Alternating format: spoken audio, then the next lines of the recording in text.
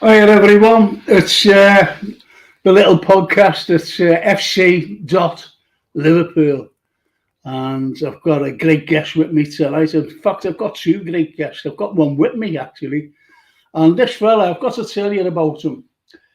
I had a serious operation a couple of years ago, exactly 2 years ago, and a very serious operation. Anyway, when I came out of hospital, I had nobody. I was on my own. I just had nobody, and I came out, and Ian Golder here, good friend, he's a carer, and he said to me, has a carer been applied to you? I said, no. Phone me up.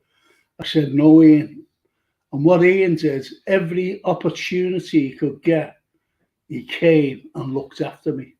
And that's one of the things I'll never, ever forget, because this man looked after me. Coming over, doing some shopping for me. I even needed a shower, And I said, yeah, I've got to get a shower. So he said, okay. He said, put your clothes on top of mine over there in the corner. But anyway, I got a shower and that. And, he did really look after me. So he's one of the nicest fellas you could ever wish to meet. And there he is, a tea and gold, and a big red, by the way, a massive red. How are you? I'm all right, mate. That was so intro, wasn't it? You didn't expect that, did you? Nope. No. Oh, very nice, thanks. No, it's a great pleasure for me to tell people this. Anyway, I've got another guest on as well, and this fella's a big red, a massive red, and he's one of the lads who, was very passionate. Well, we're all passionate, aren't we? Every single one of us are passionate about Liverpool Football Club, what's going on and what's going wrong. We're all happy when we're always winning, but we're a bit down at the moment. And this fella is no exception for being down. But he's a really nice fella. He's one of my friends as well. And there he is, and it's Tommy Batty. And let's have him on. There he is. There's the man. All right, Tom. All right, Ian. All right, Frank. Hello, Tom. You okay? All right, Ian. You're not in bed, are you? Yeah. Sound. I've been sitting here since 5:15 waiting for you. No, this is me easy chair. Oh no, it's just no. You're sitting on lying on the bed. New York's behind me then.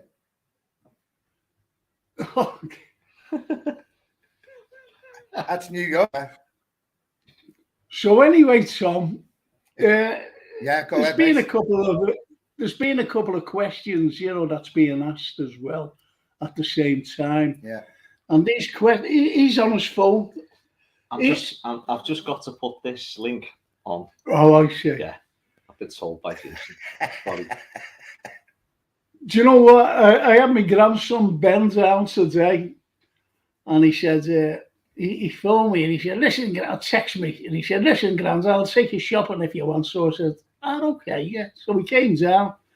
He thinks I'm a boss granddad, by the way. He thinks I'm a boss granddad. Anyway, he came down for me. And all he'd done was sit on the phone. Even walking around the shop, he was on his phone, getting in the car, and driving me back down. The phone was going constantly. I said, don't answer that, not while you're driving. He said, no, I'm not going to do that, Granddad. As soon as he got out the car, the phone, and he was on the phone right up, like to my place. And then put the gears down. He said, I'll stay with you for 5 minutes, Granddad. I said, okay, Ben. So he sat down on his phone. And he's doing the same. What can I say? What can I say? Right, so, tonight's show... Mine's over there. Tonight's show is, it's just about where do we go from here? And it's make or break. It really is. It's make or break with this game coming up against our... Well, people say Man United and, you know, Man City are the fiercest rivals. But Everton, it's a local derby, and anything can happen in the local derby. Anything at all, Tommy, as you know. So, are you looking forward to it? Oh, Frank, I'm seriously not. I'm seriously thinking, no, it's got on here, make or break. Yeah. I don't think we can do anything. We're broke. Right through the whole team, broke. And we're going to fix it. Is knock it down and start again, in my opinion. Because I don't think, I dread Mondays, to tell you the truth. I dread it. Steve Evans has come on. He says, even in Frank and Ian O'Golder. O'Golder. There's this Francis Carlyle. There's this Francis Carlyle. I've got it now, yeah. Talking about the call I made on you, isn't he? He calls up the other day. You know, I've got an intercom here, and the bell went, and I wasn't expecting anybody, and it was a mad time of day as well. And anyway, he went like that to me. He said, I said, hello, who's this? And he went, hello, he said, is this Francis Carlyle? And I went, yeah, who are you? And he went, I've got a proposition to make. And I went, you've got a what? He said, I've got a proposition to make. Now, where I'm living, just about, not even, about 100 yards away, there's caravans. There's caravans, if you know what I mean. And I went, oh, no. So anyway, I let him in, and it was him. Soft lad here. Soft lad. And that's the way he is. That's what he's like. But anyway. Oh, yeah, he shouldn't have let me in, but he did. So, that's why I'm such a good fella. That's why. You thought I was smoked it all. Can you hear me, Frank? I can hear you, yeah. Can't hear you now, though. So? Can you hear me now? Yeah, I can hear you, yeah. Can you hear me now? You keep freezing something. You hear what I said before when you said what you think about the game? Yeah, go ahead, tell us. Roasting in here. God bless. I said. Well, why don't you answer the question? Can you? I've answered it twice. I don't you keep breaking up. We can make anything out of this season. You keep freezing some. It's your scabby unfortunately. Well, anyway, I'm going to ask Ian while he's here with me. I'm going to ask Ian, are you looking forward to this game, or, is a little bit of trepidation? Yeah, I am. He's freezing. He's coming in, isn't he? But yeah. Go ahead. Yeah, I am looking forward to it. Because it never. Can you hear me now? Yeah.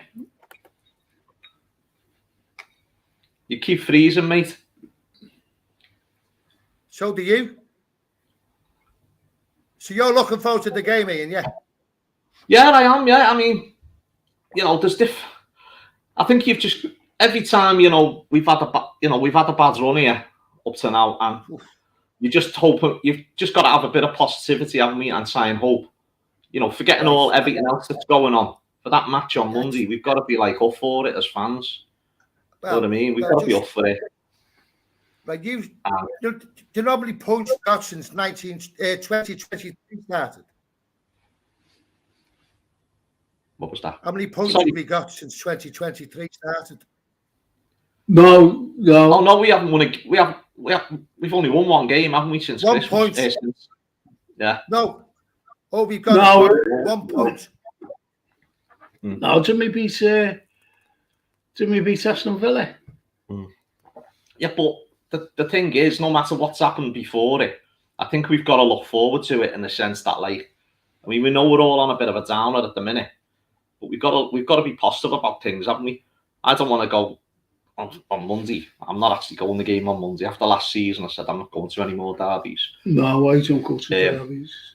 I'm passing my ticket on, and but getting away from that, I think I'm not going to watch the game. I'm going out to watch it. I'm not going out to watch it to think, oh, we're going to get smashed here. I mean, Everton played well against Arsenal. Do you know what I mean? And they'll probably be looking at doing the same sort of thing again. But as long as we match them with effort, we'll be fine. It's the silly mistakes that we need to cut out. See what I mean there, Ian? You look right through the team, and there's no one with the effort. There's no one, not one of them. I think they've just got their heads down at them, because even Klopp, if you look at Klopp's demeanour on the touchline, he's looking a bit resigned, isn't he? Yeah. He's looking and thinking, I've said this to Frank. There's not a much. What can I do here to change it within this game? Do you know what I mean? And I think he's stuck at the moment.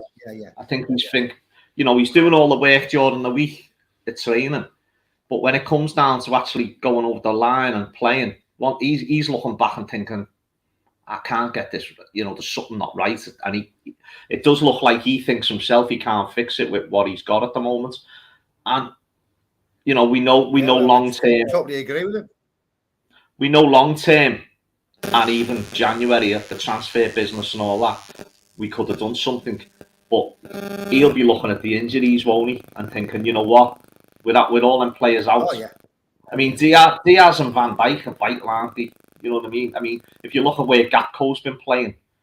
Oh, yeah. And if we had Diaz there instead. I agree with you, mate. I agree with you. Do you know what I mean? I think Frank's going to ask us later what our team would be for Monday. And I know the team that I pick won't be picked, obviously. But I've got my reasons for it. Yeah. But they say that you're getting a lot of fans now saying, we're not going to win the league. And it'll be very, very difficult to get into the top four. And this is what fans are saying. It's like a consensus, isn't it, of everybody. And what other fans are saying is that let's try the kids. They're like a young Doug, bring him in. Give him a go. No, you can't do any worse than what's happening. He can't. He really can't. And as Steve Evans said there, right? Steve Evans says he said he more or less says. I'm not going to say exactly what he says, but I'll just paraphrase. He said he's seen a photograph of Jota today, and he thinks that he needs building up. In other words, he really needs building up. So, if anything, I think when you're injured, I can't even remember what his injury was. No, when you're injured, he'd probably work on his upper body, wouldn't he? You'd have thought, while he's, in the early be in the gym, yeah. So, it'd be interesting to see. I understand that, working in the gym and working his body up or whatever. But the point is, I think if the way Jota is, he just wants to play football, doesn't he? He just wants to get out there. And he could see what was happening on the pitch. Yeah. So he must have been, a little bit depressed, so to speak, and couldn't wait to get back. And that's why he's just been working on the injury that he's had. I think obviously with him, if he was... Don't you agree with this? Don't you agree with this? We can't have a normal injury, Liverpool. One of our players gets injured. He's out for months. Yeah. We don't get knocks, do we, Tom? We're all out for months. Yeah. No, we just don't get knocks. No, they get injured and they're out for 2-3 months. Crazy. I forget who it was. Someone come out and he said, "Oh, he's took a knock. He's taken a knock." And I said to me, "Dad, that's it. We won't see him for a few months." My dad said, "It's a knock." I said, "Nah, he'll be out for weeks." And they were. I can't even think who it is. I wonder if Dennis Paparak can come on. There's a link there, Dennis. I'll bring you in if you want. He's all the way over there in Tampa in Florida. So if he wants to come on, because he's commenting here. Anyway, Steve Evans says we've only won one game in 2023. And also, he says get rid of Gomez and Matip Monday. I'd play Phillips. That's part of that Keita. team. What, get rid of Keita, you mean, or play him? Tommy, I wouldn't have him in the team. I think he's saying Hello. he'll get rid of him. yeah. See, the thing is, Tommy, I wouldn't have. he's frozen again. Yeah. Must be cold in there. You keep freezing. You keep freezing up, Tom, unfortunately. Yeah, look at his face there. Look. Anyway, who's your have anyway? The team Who's your have? in the team on Monday. Yeah. So, like, this a little bit. No. Here's his team, Tommy. I've got Alisson in goal. All right, then. I've got the centre halves, Phillips and Matip. Robertson left back. Right back, Gomez. Right. Fabinho in front of them, not Bagatic. Thiago Henderson. Trent further forward behind Salah and Nunes. No Gakpo. And I'm thinking, like, well, we've still got the width with Robertson and Trent, but we've got like Nunes and Nunes and Salah working together in some way, because the system we've used with Gakpo isn't working up to now. Do you know what I mean? And that midfield three just isn't working. So I'm thinking, at least, Trent's got legs. He can get around the midfield. He can get around the midfield, like a bit of a free roll, really. You know what I mean? But a bit further forward, and Gomez behind him, and bring Phillips in. It won't happen, like, obviously, but that would be my idea. And we'd probably get beat 4-0. But you know what I mean? So who's your other midfield? I was answering a message there. I'd bring Fabinho back in, believe it or not, against my better judgment, because Bagatic has got loads of legs, hasn't he? But in the derby, I'm just thinking, and then you can always bring Gakpo and Bagatic off the bench then later on. You know what I mean? If we're struggling. What do you think of Carlyle? I don't know what's happened to him. He's just been bombed out for a bit, hasn't he? I mean, maybe he was just, Klopp's, they see this, don't they, in training? It's like he played him early in the season quite a lot. He's done that with quite a few players over the years, hasn't he? He'll play them for ages and then he'll take them out of it for a bit, for a period. Yeah, but he sees Keita every day on the training pitch and he still plays him. I think he's just praying that one day he actually wins us a game. So my point is it'll this. be a long time coming. My point is this as well. We're relying. This is Liverpool Football Club. This is the most successful British club, right? And we're relying on a 37, 38-year-old. And that's wrong for me. That's wrong to rely. Did you see that? You seen the gob on Trent? You seen the gob on Trent coming off again? Yeah, right? certainly did. Yeah. Yeah, because he was sending a 37-year-old guy on. It's to replace him. I think, do you know what though, Tom and Frank? Do you know what the thing with Milner is that he probably still covers more ground than some of the others do at his age. I'm not knocking him, mate. No. I'm not knocking Milner. I'm not knocking him. I think that's the issue there, is that, like, he's still as fit in, the way they know what mileage they do. You might think, I understand what you're saying from there. a purely fitness basis, not the footballing basis. But the thing is, we're relying on him. Yeah. And I've seen for the past couple of years, by the way, not just now, fellas flying past him. Oh, yeah. And he can't keep up. He just cannot keep up. And if he's playing right back and the fella goes past him, there's a big space. There's a big space on a counter-attack. To be fair to him, that when he's played right back, he's actually done okay the last couple of games. I mean, remember last year when we played City and he got absolutely roasted by Foden and Sterling, was it? Was it Foden? No, Foden and Grealish. and they just kept playing the ball to them two because they were just lapping him. And that was the first half. And I couldn't believe in the second half that he didn't take him off. And he turned it around in the second half. And when we played City earlier in this season, I think he played right back, didn't he? And he had a good game then as well. So we can have a good game, but what we're saying is we shouldn't be in a situation where we're playing a player of his age. I mean, none of the other top sides would be doing it, would they? You know, but I mean, the man's a legend. You know what I mean? No, at the same time. Oh, look, at the same time, he's a brilliant pro. I'll give him that. Yeah, amazing. Yeah. Well, Steve Evans, he's come out with his team. Funny, you know, not getting is that Thiago there? You see that? Who's this? Not getting the Thiago fella. Paul Bay. Hasn't had a good game yet. It's Paul Bay. Not getting the Thiago fella. Hasn't had a good game yet.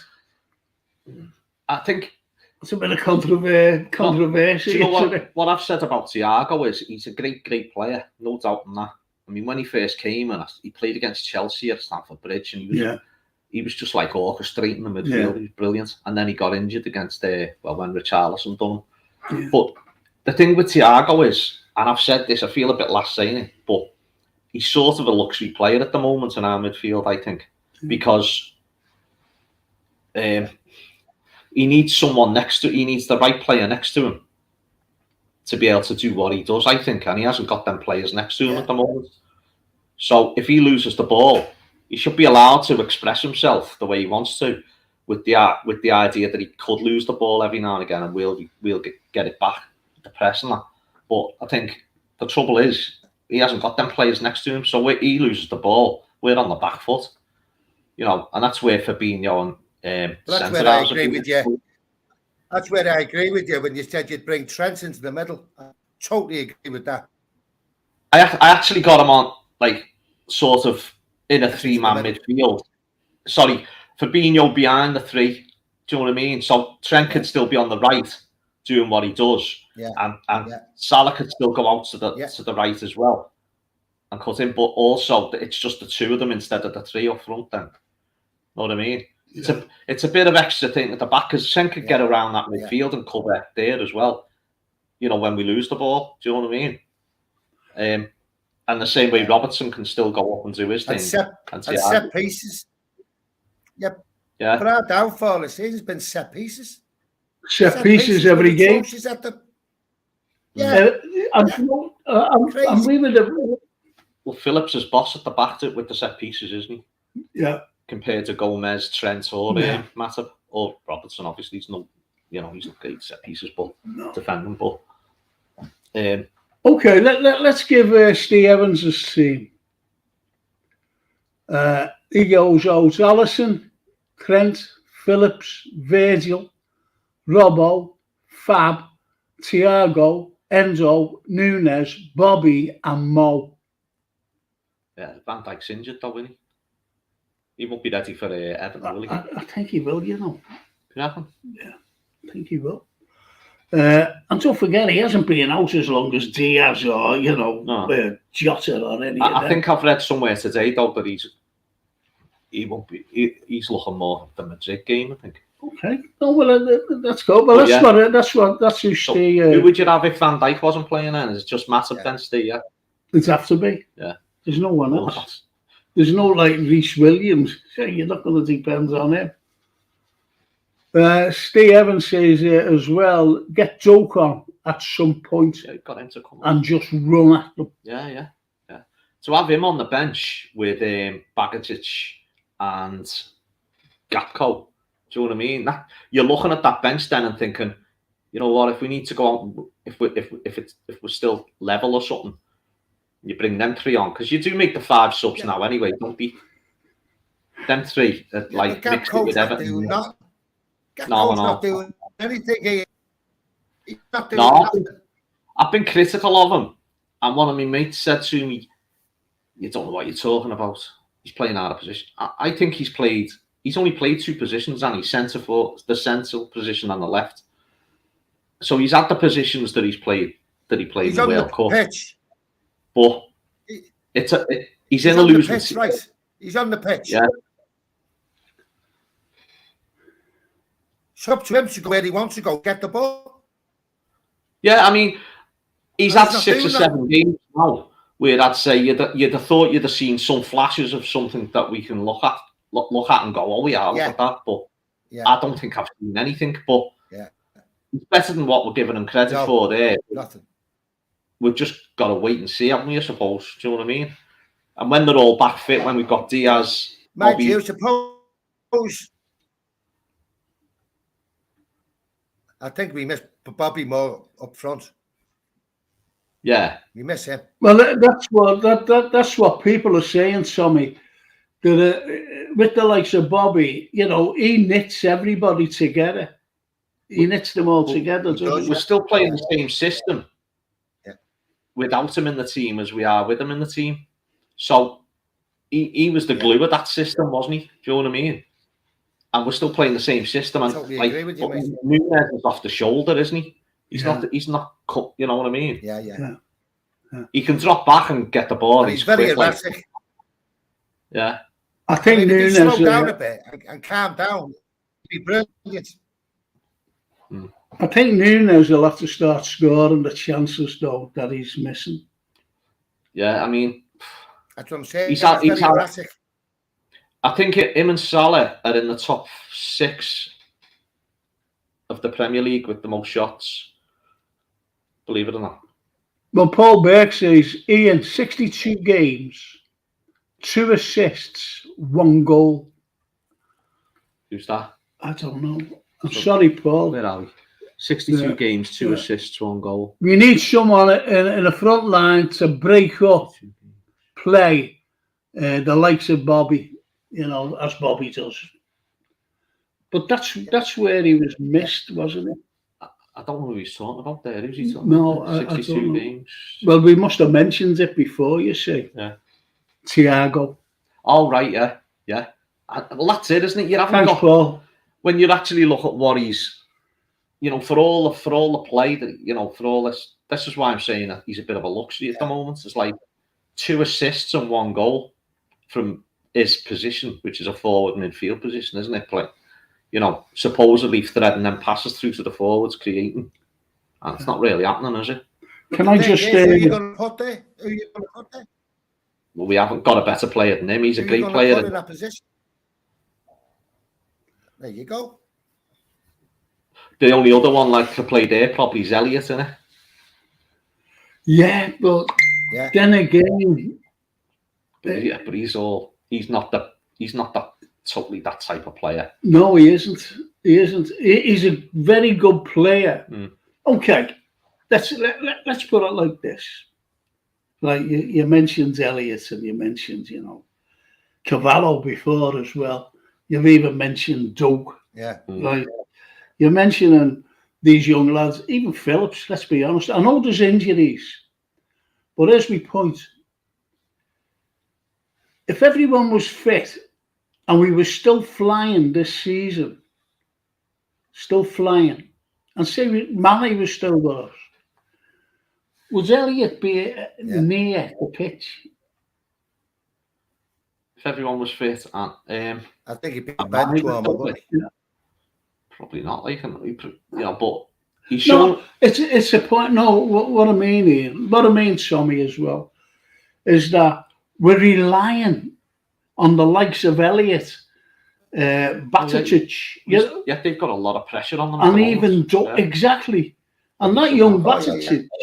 He's brilliant, and he is. He's going to be great. He really is, because you can actually see what this young kid's about. You can actually see it. Even Thiago said. Even Thiago said. And you mentioned Gakpo before, and Gakpo, you mentioned, and you have as well, Tommy, in the past, that you've seen nothing from the lad. And you see the likes of when Elliott first came into the scene, you've seen the potential there. Yeah. You've seen the potential in Batatic. Is that how I pronounce his name? I feel sorry for him in a way. Badger. I feel sorry for them in a way, Frank. I feel sorry for them because they come into the team when no one is playing well. Yeah. The whole team's playing, know what I mean? And they're coming into that team. If they were to come into that team like 2 years ago, they'd be brilliant, more than that. Well, look at Diaz last January. You know, he was coming into a team that was winning every week, and it looked like it, didn't he? When he started playing, he was fantastic. Oh, Jota the same when he first come in. Right, so, yeah, he was. So, you know, they are under a hell of a lot of pressure. And there's no leader on the pitch either. There's no leader on the pitch. Well, I think Carragher alluded to that over the centre halves after the Wolves game. No, he's basically saying that. Carragher basically said, you know, that they're all right next to the leader, as in Van Dijk, but they've got, you know, they're not great players until they start leading themselves. Well, the likes of Paul Burke says, he says, we need to start defending from the front. Yeah. Salah, that I can't read that. I can't read. To the bottom one there. Salah wide left. Right. He's saying Nunes wide right. Nothing in the middle. Sorry. But the thing is, we can't do it. We can't do it. Doesn't matter. Salah wide. Mane was the best defensive attacker we had, and we let him go. Yeah, but even Mane, I mean, do you know what? Yeah, it's the thing. I think we're putting too much onus on the Mane thing. He was great for it, you know. He's a legend again, a great player, and he was great last season. But I still think when Diaz is there, it's some sort of like compensation. Yeah, do you know what I mean? And we haven't had that. No, I know he has compensated for him. Diaz, yeah. So I think we've had. But no, he's never on the pitch. We want him on the pitch. No, yeah. I mean, well, that was the thing with when we were on top of our game.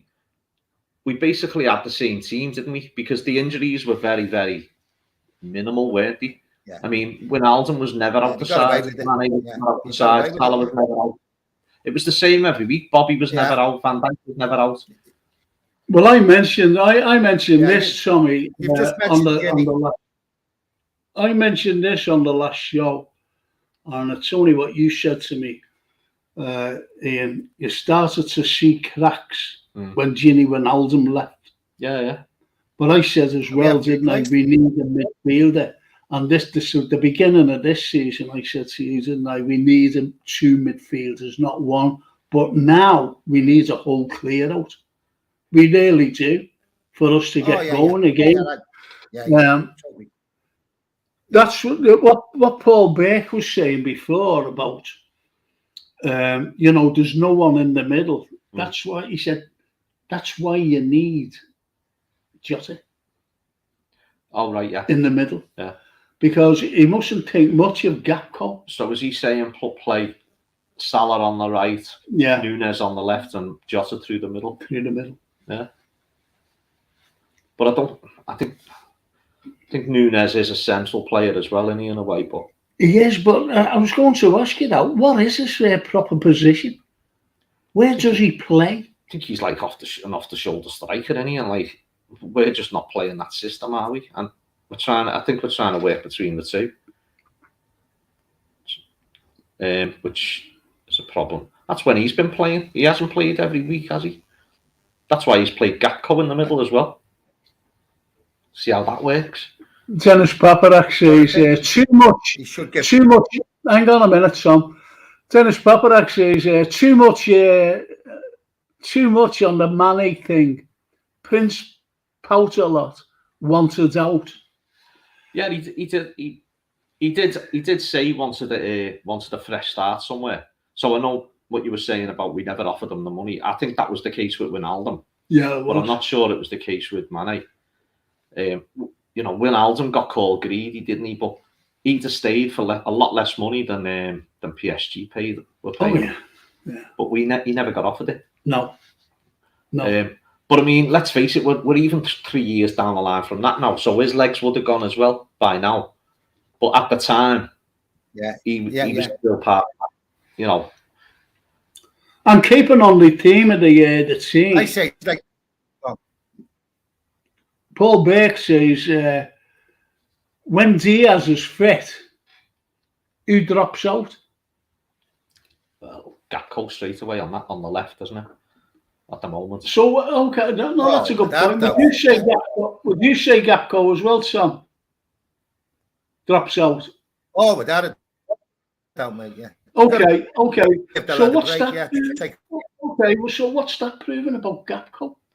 Yeah, but I think it's like a case of like, you know, we've all had a dig at him and his form, but I think it's a case of like, when Diaz comes back, he's got to go into the team because Gakpo hasn't shown enough to warrant to stay there. But that doesn't mean he's finished, does it? It means just like he's got to learn and come in gradually and come on and get his place and find his level. Do you know what I mean? And I think the games he's played, you've seen him in, he seems to lose confidence. You can see it in him. He loses confidence in the game, and he looks like he doesn't know where to go. He probably doesn't, does he? That's why there's no one talking to him. There's no one talking to him. But there's no one talking to him. The senior players. Nobody talks to each other. There's only Henderson, really. No. Who gives it all out. Yeah. I think during the week, though, I mean, obviously every day they're going through this. They're doing the drills of where he's going to play and they're talking to him. I mean, he said this himself. He said, you know, he's talking to Klopp every day. So it's about getting used to it, innit? And like, I think what we say is we've seen the best strikers in the world at Liverpool over the years. So we know when we see one like a Fowler or a Rush, we know straight. I mean, Rush struggled to start with, but we know a striker when we see one. And then Peter Crouch, if you remember, he struggled as well. Yeah. He never scored for ages, did he? And then he had a great spell, didn't he? But he was great, though, wasn't he? Yeah, I'm not sure about. You could see him on the pitch. He was good. Yeah. He could do things, and we said he's going to be great for us. He'd play well in this system, to be honest. But yeah, so I think. And he was good on the floor too. He was good on the floor too, Crouch. Oh yeah, he was. Yeah, but I think Gakpo. I think we're all saying we're going to have to give. We've got no choice but to give him time. We've just signed him. Do you know what I mean? He's not going anywhere. We can only just open that. Same as No one's need to break out. Okay, yeah, it's something then. You know, we're going on about Gakpo and, you know, whatever it needs. Anyway, Paul Burke says, and this is when they're all fit. This is when everyone's fit, by the way. And he says, you'd be your front three. When everyone's fit. Do you know, look at the moment, it beats Diaz. Say again, sorry. It beats Salah, Diogo Jota, and Diaz for me. Yeah, and imagine having like the lads that have just come to the club like Nunes and Gakpo, and then you've got Doak and yeah. Do you know what I mean? All on the bench ready. Do you know what I mean? Come on, ready to come. That's a good bench then, and they'll come in gradually then instead of being thrown into the the deep end. Can I just send a message out to Dennis Paparak? Dennis, try and get on if you can. They are Magic Rat 6876. What's that? Magic Rat, sister. Magic Rat. The bottom, I can't see. He's coming on now. He said he's in work. He's finished work. What's the bottom one say there? The Magic Rat. I can't see.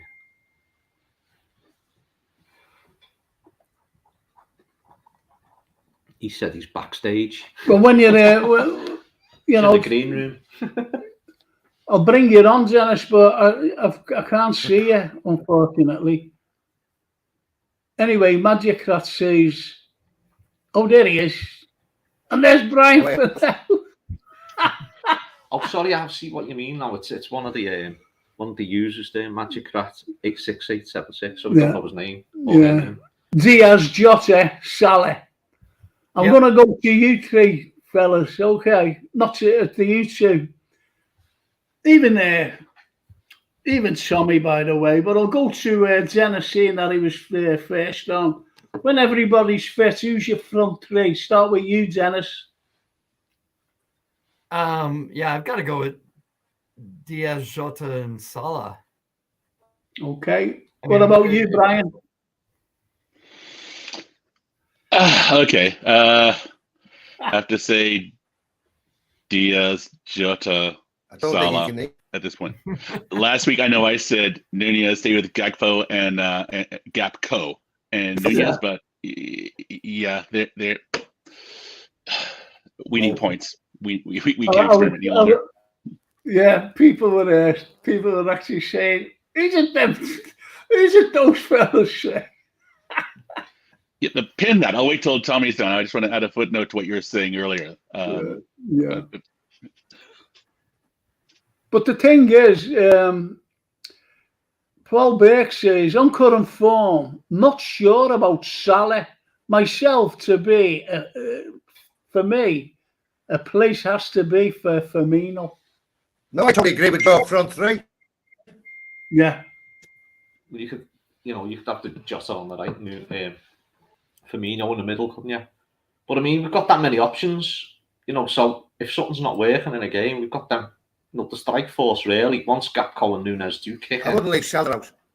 No way. No. You can't though, really. No, you can't. He's your your proven goal scorer. You have no goals otherwise. He's still scored 17 goals this season, hasn't he? Yeah. I mean, yeah. Who else? Who's going to pick up the slack? You have no other goal scoring, and the defenses will play you much different without Salah in there. I mean, as you've got the 5 subs now, so it's not about just the ones who start, is it? Either, True. So you can mix it up a bit, and if it's not working, it's not working. He's got that many options. The trouble's going to be finding the 3. Well, the thing is, just to jump in. Sorry about that. Yeah. It's not so much it's not working. It's okay. It's just you were talking about it earlier. What about Diaz coming on and Gapco sits down? What does that prove? It just proves that he's new to the league, and like you say, he needs more time to adjust and without the pressure to become a goal scorer. I mean, he's not a franchise player. He's not a guy who walks in and or Nunez. They're productive. They're good players, solid players. But I think we're expecting them to come in and hit the ground running like Torres or Suarez. That's not going to happen. Those players had supports around them, and Nunez and Gakpo, they don't. I think what we're saying though, right, is to be from the critical point of view of Gakpo is we've seen all the best strikers over the years. Yes. At Liverpool, we've seen a lot, haven't we? Yeah, and you'd think if any of them were in a similar situation, you'd think you'd see something in 7 games that would say, "Oh, look at that!" But we haven't. Exactly. That's one way of looking at it. Obviously, we all need to back the lad. But he's not one of them. He's not one of the. Okay, you talk about the greats who've come along and just, again hit the ground running and scoring. But Gakpo is not. He's a complimentary player. He's a good one. He'll come good, but to expect him to walk in and knock in 20, 25, 30 just to fill in that gap. No. Look at Salah before. Look at Salah before he joined Liverpool and before Klopp worked with him. Know what I mean? That's why Chelsea got rid of him or whatever, because he was probably a similar player as a Gakpo in that sense. Sure. He wasn't showing much. So just because they're not showing it now doesn't mean he won't in the future. If Klopp works with him, Klopp's the best manager in the world, so you trust him to be able to get something out of him. If he can't get anything out of him, no one can. Oh, exactly. But but before Torres joined, he was just knocking him in for fun in Spain, in La Liga. Yeah. Suarez was knocking him in for fun in the previous league. So the precedent's there. When has Gakpo ever led the Eredivisie in goals? When has he ever seen that from him? What you said about Klopp. Oh yeah, exactly. Klopp, yeah. Klopp before. But but the potential was there. That's what I'm saying. okay, Torres, and I'm using Torres and Suarez, but they had that you saw. Okay, these guys, they're goal scorers. They have a nose for the goal. And but Gakpo hasn't really shown that in the other league. He'll get a few. He'll get some supporting few, but I'm sure I have confidence in Klopp and be able to refine him and turn him into something. But it's not there. And I'm saying he needs time to get one adjust to the league. Well, I mean, he had to go right into the fire, didn't he? Both him and Nunez. Yeah. Once bodies started dropping like flies. Yes.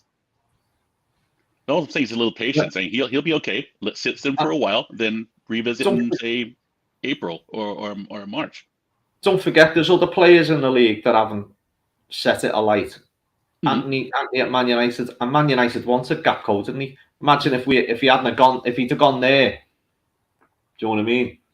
We'd all be we'd probably be laughing at them now if he was playing.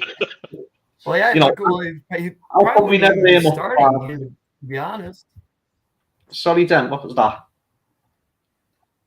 I don't think if he ended up at United, I don't even think he'd be starting. He'd be on the bench, and they'd take time to develop him. Go ahead, Sean. Tommy's frozen, unfortunately. Yeah, he's frozen. Gakpo, the midfield. Yeah. As just said, you've got to give these. He's got to get. I'm sorry there, Tom. You're breaking up, which is unfortunate. I'm sorry, mate. Okay, here's a question for all of you. What's reared its head now is this European Super League. What do you think of it? Saw that just before I came on earlier. I actually heard well, I mean, it's what they're talking. I don't know how many clubs. I mean, dozens of clubs playing a minimum of 14 games. It's being spearheaded by 3 of the usual suspects from the last time around. I don't think that's going to happen. Yeah, and they mentioned something about reaching out to the 27 members of the EU. Well, guess what? You guys aren't in it anymore. So how does that impact? And I'm sorry, but Brexit to me was the second stupidest thing to come out of Britain since the Munich Agreement of 38. Is everybody frozen? My personal opinion. Mic drop that one, Dennis. There's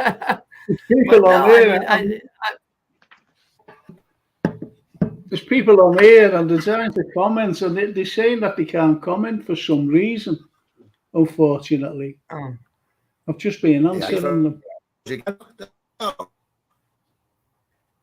But I don't see this thing really gaining any traction in the long run. Don't you think so? Why is that? I mean, just look at the public backlash against the last time they tried to do it, and I think if you just roll it out again, I think it's going to be just as vociferous and boisterous.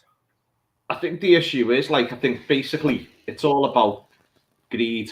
It's also about each club wanting to earn them money.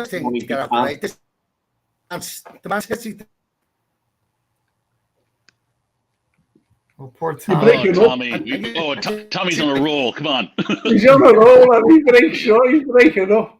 He's gone. Yeah, he's gone, unfortunately. Yeah, I think the thing with the Super League is all these clubs want to earn their true potential, don't they? They want their own TV channels where they can show their own games. They want everything in their favour. What does that say down there, Colby? FSG will take your hands off for it, yeah. But so will every other owner as well, for all these clubs, because they're just all greed. It's just all pure greed. And the thing is, it goes back to 1992 when five clubs wanted to break away from the first division, form the Premier League. It was the same concept. They all wanted to make more money for themselves because they believed that they could make that money. and they were subsidising the rest of the league. So you had Liverpool, Everton, Man United, Spurs and Arsenal. No Man City, no Chelsea, no Newcastle. And now, all of a sudden, these clubs want to break away again.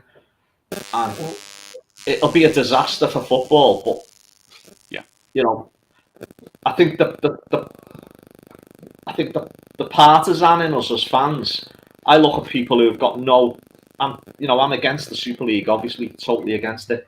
But I look at people who've got no qualms over what Man City have done and what they're doing, what Chelsea done, what Newcastle are going to do, as long as it stops Liverpool winning titles. They're not bothered. So, in that sense, why should we be bothered about them? But that's a fan thing, that's a partisan fan thing. Club-wise and football-wise and the history of the game and everything, we don't need no Super League, do we? It's ironic, though, isn't it, Ian, that, here was Liverpool in a position to instigate the start of the Premier League, but yet it took us 30 years to play catch-up financially to become viable again. Well, all of them teams, and I mean, Man United obviously had a great 20, 30 years, didn't he, when it was formed. It worked for them because they'd done things the right way at the time. They had a good basis to go into the Premier League. The young players they had, and then, what they were doing behind the scenes. We messed up, even after 2005, we messed up after winning the Champions League.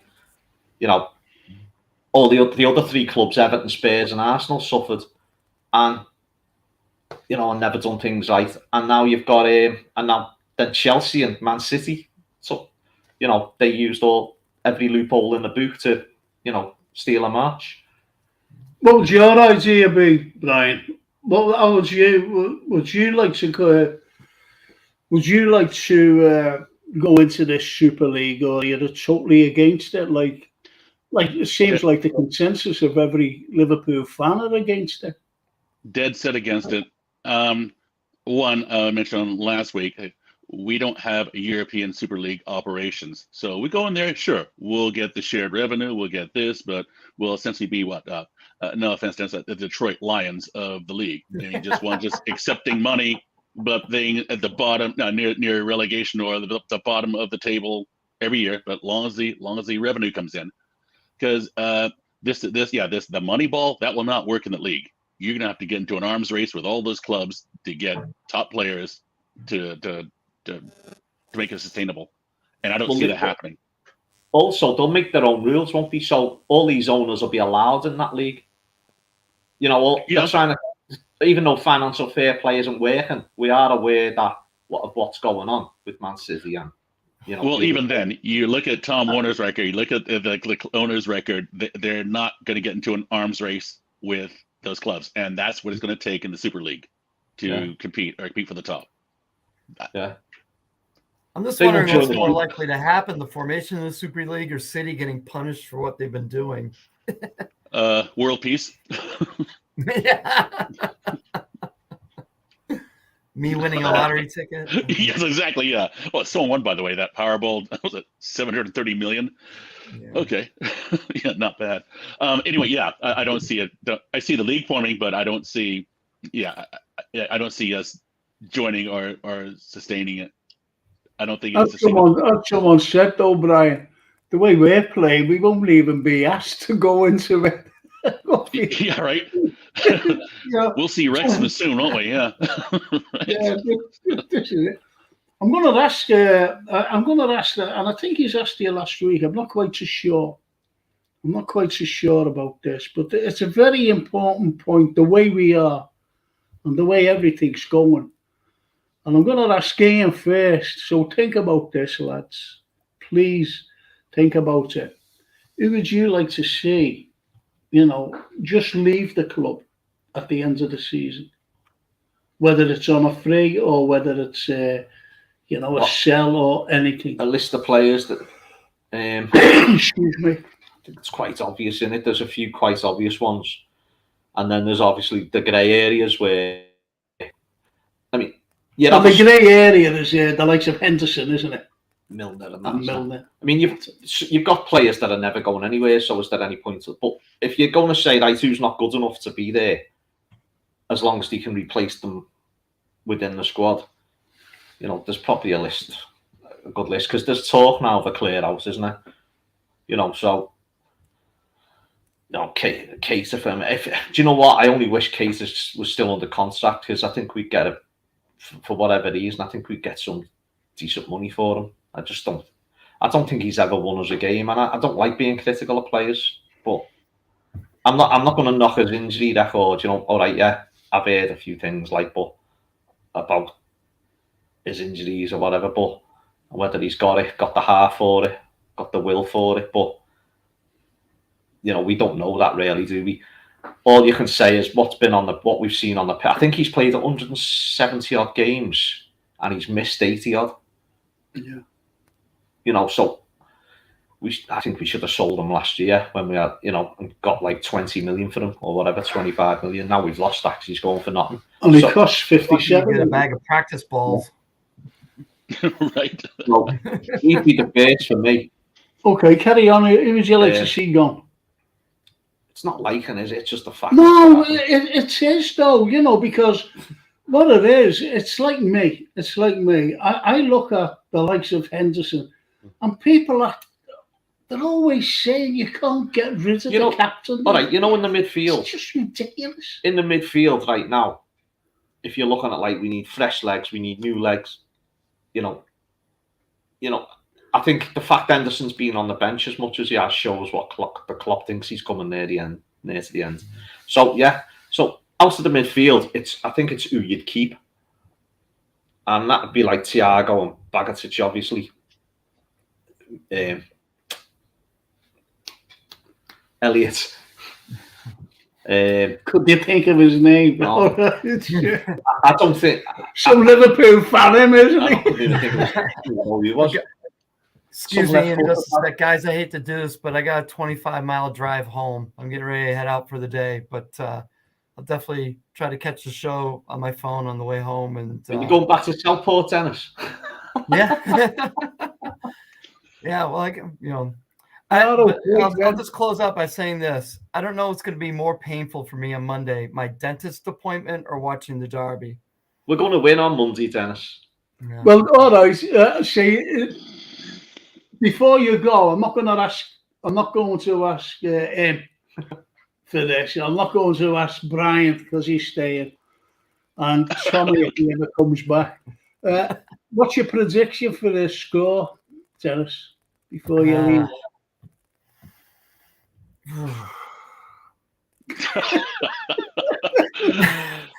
I don't know. They're going to be home. They're coming off a big high. New manager there. I'm kind of leaning toward a 2-2 draw. Oh, okay. Well, that's fine. I'm not going to ask you yet, Brian. I'm not going to ask you. I know. I'm just okay. I'm just going to read out a couple of things. Well, Brian Headley says, all right, lads, sorry I'm late. Get the man off besides you, Frank. That's him. And he's got his photo with, hang on. He has his photograph taken with St. John's Head, and I'm jealous. Hello, Brian and Dennis, he says. Charlie Kane says, when we return, who would you like to see gone? He says Henderson, Chamberlain, Keita, Jones, Fabinho, and Milner.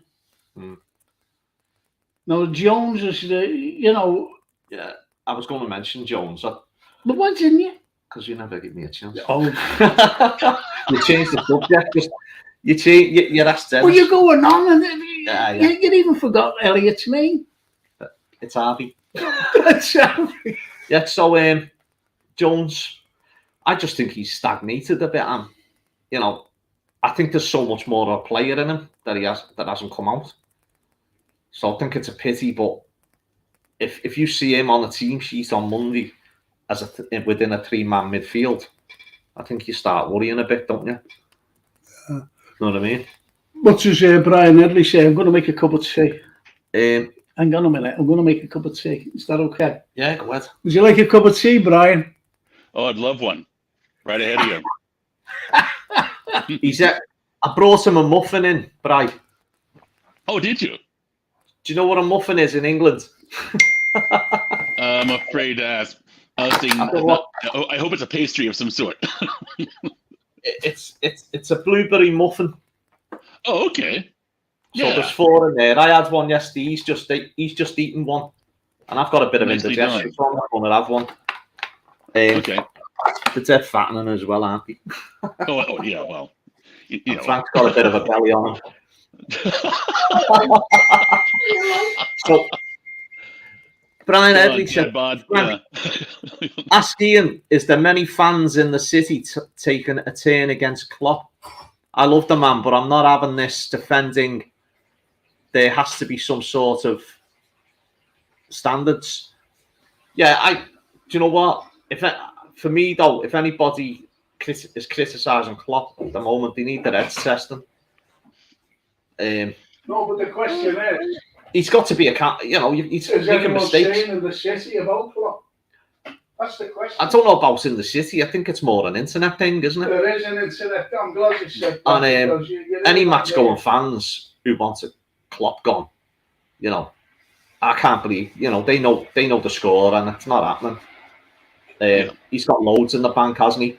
I mean, for me, part of what's going on now is exciting in a way, because I was done last season, even before the finals and before the final day. I was mentally exhausted with it because I just thought, But now I'm refreshed again a little bit because we're not doing well. The only way is up now, and I'm looking forward to seeing how Klopp evolves what we've got and what we're going to get into his next great side. You know what I mean? True. What do you think? What do you think? What do you think? Do you think? I'm sorry, Brian. Do you think that he should come under criticism because he does need criticising? Yeah, you can't. You can't just leave Klopp alone. And my biggest criticism. I'm sorry, Brian. My biggest criticism, and you can answer as well, of Jürgen, is that he knew when he went after that Toumani in the summer, never got him. He never had a contingency plan to bring in another top midfielder. And on the last day, or the penultimate day, or the last day it was, he brought in Arthur Melo. Mm-hmm. And in the winter, he brought all of them in. Yeah, but in the winter, not half of them. Sorry, guys. Gee. See what I have to put up with. But to be honest, he knew in the winter. He knew in the January. And who does he bring in? I mean, the good point about that is that we did have the money to bring Toumani in, didn't we? Yeah. Because he was, That's another point of contention. That's another story we need to get into. Yeah, but that money, is that just hearsay or assumption? Does anyone presume that we have the money? Well, that takes us back to the summer, doesn't it? And the Bellingham thing and a few other things. Not get in. And that remains to be seen, doesn't it? Yeah. To jump back to Klopp for a second, of course he's not immune to criticism. What we're saying, get out? No. But if it's constructive, isn't it? So we're supporters or fans. Everyone's fair game. I mean, that is the nature of the job. So if he's not doing something, sure, you can call him out for it. Doesn't mean you hate him or you're ready to run him out of town. But no, I agree with you. I mean, I love Klopp, but there are a couple of things that minor criticism I've had of him since he's been here. Liverpool the questionable defense. I mean, basically, when he came here, they were it was like that high octane press that started at the front three. It just worked great, but when it's not working, it doesn't conceal what's missing in the back. That leaves that exposed. And the second thing, I'm all for it. But the second thing is, I'll be done in a second. The second thing is my criticism of Klopp is he doesn't have that killer instinct, that ability to deliver a knockout blow when he has an opponent down, just to completely put them away. And I'd say, okay, well, I go back to the example of that last season. facing 10-man City, 10-man Chelsea. 5 minutes into the second half, it feels like we pulled up and just started playing for the draw. They're down 10 men, put them away, deliver the knockout blow, and I haven't seen him do that except maybe the Barcelona game in Champions League, but that was all emotion. It wasn't necessarily tactics. But other than that, no, I think he's fantastic, and the players love him. So, yeah, I mean, that's by all means, yeah, he stays. I think the thing with any coach though is they have a system that they're not going to veer from, are they? I think it was Klopp to start with. I think it was Klopp, wasn't it? He was asked about, obviously he never had the players that he wanted to use in the system that he wanted to play, but it was like, do you change the system or do you wait until you've got the players? And I think most coaches have got their system because they have the system with the coaches that their backroom team. So they don't go all of a sudden one day, listen, we're going to change this to like 4-4-2 and play a big man up front or anything. No, that's that. Like, you know what I mean? They have the system and they stick by it and they coach that system. So sure, even though now we know that it's not working, he's not going to, like, my team there isn't going to happen because he won't change the system. Do you know what I mean? Well, I agree totally. Yeah, I mean, you'd think you should have some flexibility to adjust your system to what you have. Sure, you have happy path, gold path. This is my system. Here are the optimal players. If you don't have those players, I'm assuming or hoping there'd be some. Okay, here's an intermediate space or intermediate system we can use as a stopgap until we get X players. Yeah. To go back to my optimal system. I think what you're doing then, but are you coming away from? So say just pick Gakpo and Nunes for instance. Mm-hmm. So they need that coaching week in, week out for that system. So if you come away from that system, that's setting them back for the big picture next season or the season after. Do you know what I mean? So I think unless we were in dire straits, actually in a lot of trouble, which we are if you take the Champions League thing, obviously. But if we were like in a lot of trouble and we thought, you know what, we could go down here or something, I think that's the only way you'd see a system change. I think, apart from that, I think he'll stick by that system and coach them players until they've got it. I mean, the basis of it really, as you said, defending from the front is about closing down, and that's fitness, isn't it? Mm-hmm. Yeah. Know what I mean? We don't have the legs for that now. With the current squad, we don't have the legs to do the closing down or the gegenpressing. And that's where it's breaking down because the midfield. And that's what's breaking down.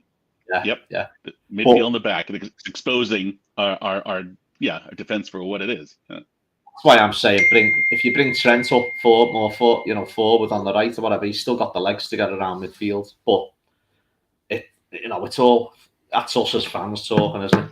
Yeah. We're all fans supporting. Yeah, it's just the three of us talking. So sure, yeah. It's not going to happen because Klopp will just stick by his system, and I don't think he believes in out and out formations either. Does he? It switches around a little bit in different situations. So he'll be a believer in coaching the players to know when to change the system themselves. I think but you have to have the personnel with the flexibility to do that. Asking Gakpo and Gakpo, I'll get it right. Gakpo and Nunez to be flexible and switch systems on the fly when they're new to the league.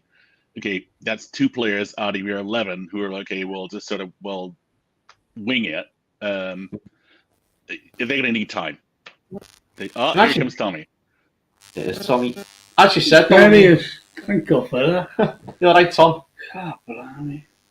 As you said, though, the midfield's the issue. Yeah. And not there. Yeah. And as you're saying, to go from Tchouaméni to nothing to Melo. All right. Yeah. To go from Tchouaméni to nothing to Melo. No, that's a gap. That's a chasm in player recruitment and your manager. I'm sorry. But that's no contingency like that. As we know, Klopp has played. He doesn't have second or third choices, does he? That's going to change. I would say for us to succeed, that's going to change. You can't say, putting all our eggs in this Bellingham basket. If that falls through, you better have at least 2 or 3 other people. Yeah, I think you're right there. I can't see us going, oh, we've lost Bellingham, we're not going to buy a midfielder this summer. No, Right? Yeah. with the same midfield next year again. Okay, yeah, there's something then, saying that we need to clear out. I've always said now that we need a complete overhaul of the midfield. I really believe that. Keep the likes of Betic, obviously. Keep the likes of Elliott. And just get rid, as I call them now, Deadwood. The likes of Oxlade, the likes of Keita, the likes of Henderson, the likes of Milner. You've just got to get rid of them. It's the end. It's the end for them. So, how much? I'll go with you there first, Brian. Then to you, Tommy, and then to you, Ian. How much do you need? How much is needed for Liverpool to buy top-class midfielders in the summer? How much are they needed? How much are they? You're asking me first. No, Master. At least 300 million. Thanks a lot. That's Tommy there. No, I said, Tommy, I'll go to Brian first, then Tommy. No, Tommy's right. 300 million. Okay. So, what would you say then, Brian? What would you say? How much we need? I'd say 300 million to start. Yes. And that's just to start. Yeah. What would you say? I don't know. You can put price on it. It's like, where do we start with that? It's like the whole package, isn't it? It's a 5-year, the contracts and the wages, and so how do we know what fees they're going to be asking for? You'd think we need how many players do we need? We need 2 real top midfielders. Is this what we're saying? This is what's being banned about. So you're not getting, they're 100 million each, I suppose, aren't they? Even Grealish was 100 million. Yeah. Know what I mean? Imagine if we bought Grealish for 100 million and he was playing as he was for us, as he is for Man City. So there's 200 million if you're looking at it like that, and maybe another one not so high profile. I'd say 250. I'm going to go, but it's fine, guy figures. Listen. This is my opinion, right? And it's only what you're saying here. I think we need 300 million, and I'll tell you for why. And this is just the midfield. Everything, by the time the summer comes up, how much do you think? We're not going to get them. So how much do you think? What's his name? Bellingham. But how much do you think he's going to cost? Yeah, he's over 100, and he's well over, and someone's going to offer 150 million for him. Mm-hmm. He will. Do you know what though? Can I say something? Right, I think we get carried away with names because they're in the press. I think we should just look at positions and what we want them positions to do. So you've got 3 positions, and you need them to have legs. So like going back to names, Henderson, Fabinho and Wijnaldum, but just change them for. Do you know what I mean? So you got Jason Mount. As I've Jason Mount, as I've that Mason. Did I say Jason Mount? I've got Jason on my mind. Right, if we were swapping Oxlade Chamberlain for Mason Mount, you'd go, yeah, great. But they're not going to do that. There's no way that's going to happen. But the problem is, with the likes of Mount, it's Chelsea, and we're the rival. Okay, but here's my take anyway. Declan Rice, Mount, and someone else, the likes of that Nunes lad from Wolves. Instead of Bellingham, you mean? Because we're not going to get Bellingham for them. Yeah. So how much would that cost roughly? If we brought them 3 in, you'd go, well, we've done something, wouldn't you? If we bought that 3, that caliber 3, that caliber, and you'd say we've done something. It can only improve. They've got legs. They're young enough. Yeah. Do you know what I mean? But how much would they cost roughly? God knows. How much do you reckon they cost, Brian? 4. They're English. You're paying English tax on them. Exactly. Exactly. And I wouldn't do it. No, maybe one of them, but I know Tommy's chomping the bit. But yeah, you just figure Bellingham, 150 mil. Then you need another midfielder, another. But we're not going to. No, but we're not going to get Bellingham. That's a foregone conclusion. Right, We will not get him. You know, if we spent 300 million on Bellingham, another player of his level, and another one, do you think it's just going to go? Oh yeah, and click? Absolutely.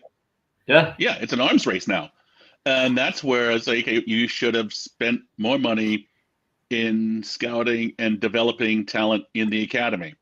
It doesn't always work out like that, though, does it? But I understand, yeah. But whatever what Benfica, what Monaco, Rennes, Ajax, whatever those clubs are doing, it's working for them. It's been sustainable. They have their ebbs and flows, but they find players and they develop them and they sell them on. What's happened to our recruitment then? Because they've all, Edwards has gone. It takes. The fella's going to Ajax. That rings it. That's a red flag, isn't it? Why is he going to Ajax over us? But that was working.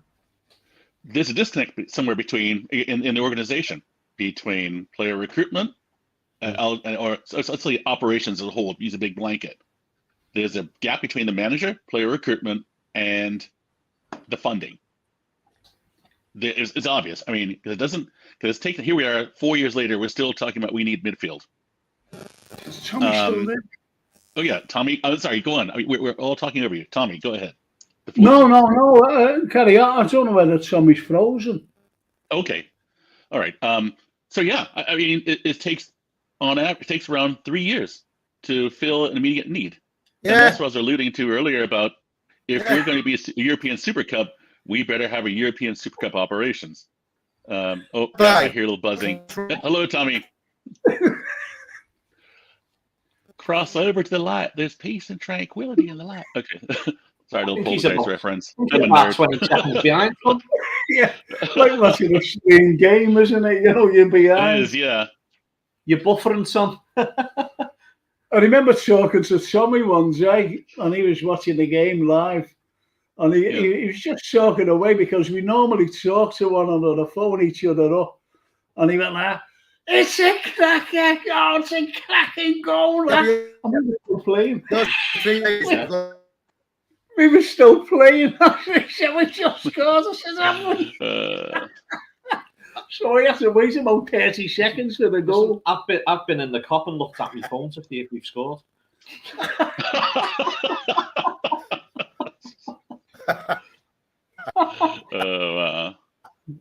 Oh wait, there's a smile. Tommy's moving. He's. Oh, it's a shame, isn't it? Really. Yeah, I know he's got a lot to say. I hear a little buzz every now and then. Okay, that's all he's saying. All he's saying. Yeah. Okay. So, Brian Edley says, how much is a new medical team? It reminds me of the Sooners years when they all, everyone's getting injured in training. Then, yeah, that was mad, that wasn't it? Because he was back in Italy when they were 5 years. They all pasta legs, didn't they? Pasta legs.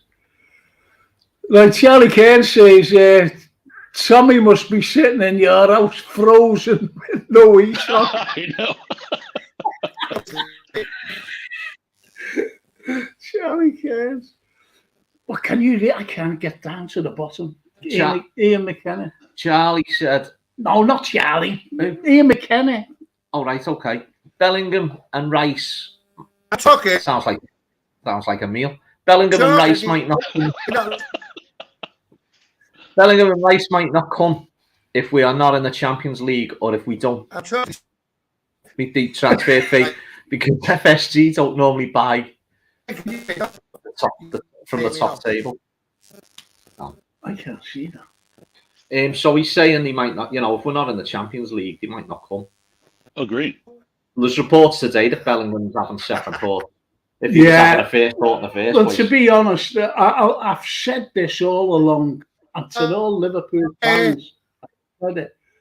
And what I said was, it's not up to Bellingham where he goes. Yeah. It's up to Dortmund. And for Bellingham, there'll be a bidding war. And if we've got the same owners in charge of us, they will not, and I repeat, they will not go into a bidding war. No, we're banking on him. We're banking on him wanting to come here for less wages than he'd get anywhere else. No, it's a bidding. Yeah, I know what you're saying as well. Can anyone get that? So basically, if Madrid offer 20 million more than Liverpool, he's going to Madrid. Yeah. I don't. Yeah. Yeah. He's got to. He can't just say, no, I don't want to go. It's up to Dortmund. They're his employers. Which is why this Champions League matchup is critical in the market. In selling Bellingham. I'll tell you what I thought, but you can't hear me. Yeah, we can't. No, we can't hear you, Tom. But you keep freezing and breaking up. Go ahead, Tom, while we've got you. I know. I'm talking, but you don't want to listen. Have you got me now? Oh, no. Yeah, Wait, you stop can hear moving. me. Stop moving. Oh, this is ridiculous. No. Your lips are moving. You have got me now. Yeah. Yeah. What are you going to say, Tom? Go on. Can you hear me? Yes. Can you hear me now? I'd say I'd buy a world-class right back. Yeah, We're go close on. right back. And Move Trent up to the middle.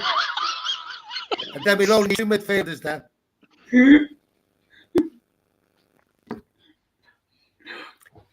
I've just told you. This is worse than Sky when they had them right. them naughty noises on.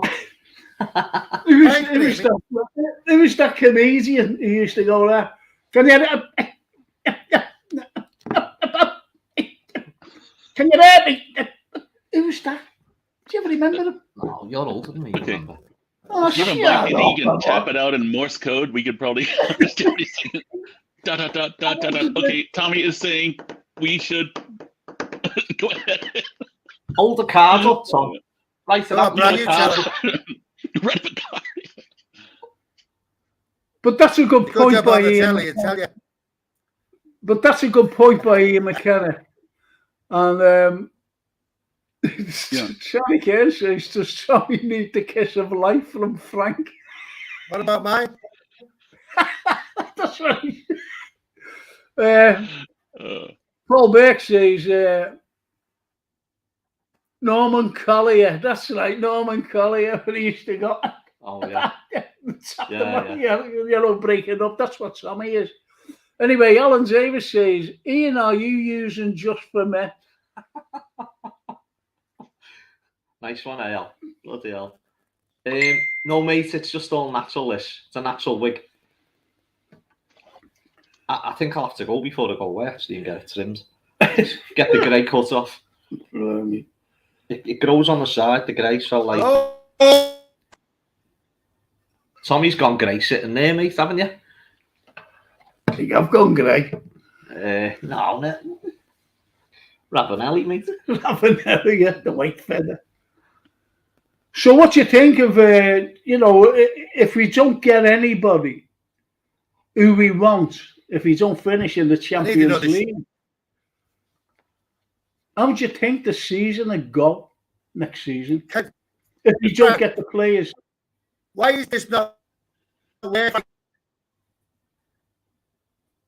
Tommy, you're breaking up. I'm sorry, You're breaking mate. up, Tommy. Yeah. You're breaking up. It's terrible. It really is. We can't Can have you a dial in? conversation. We just can't have a conversation. No. So I'm asking Brian, and I'm asking you. I'm asking you, right? Like this one.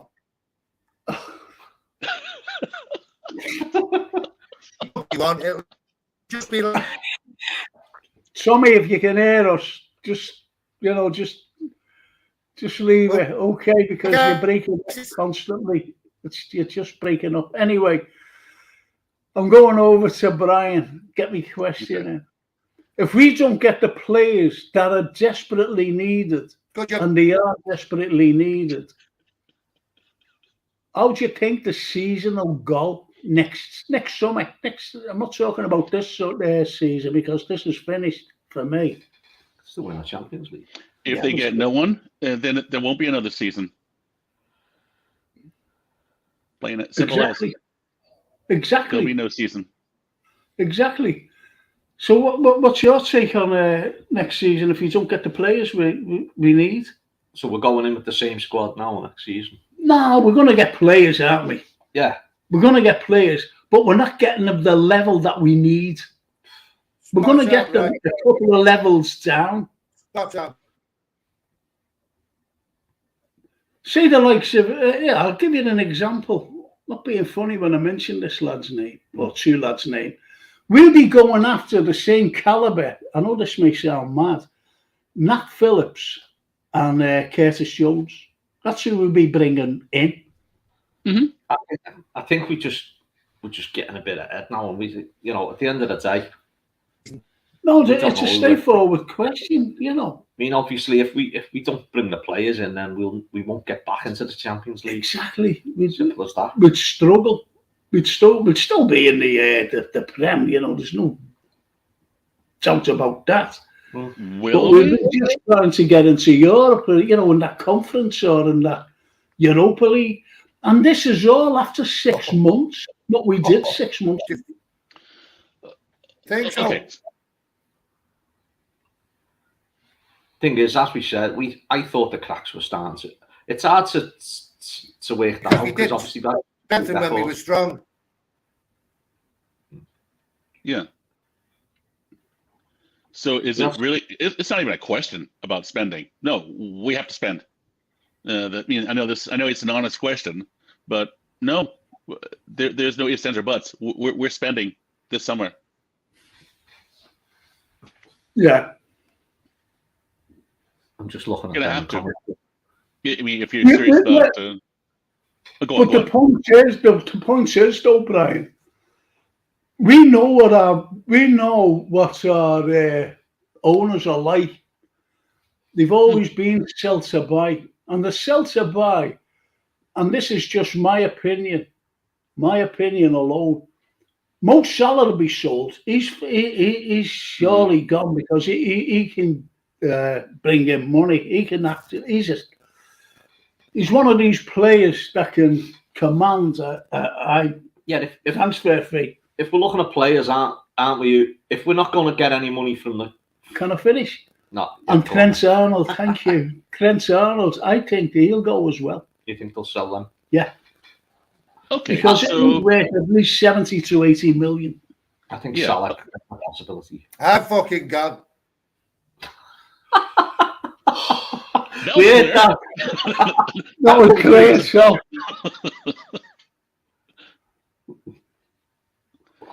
We hate that. So anyway, so back to what you're saying. So you're saying in the span of 2 years after finishing second, we're going to ship off 40 goals from Mane.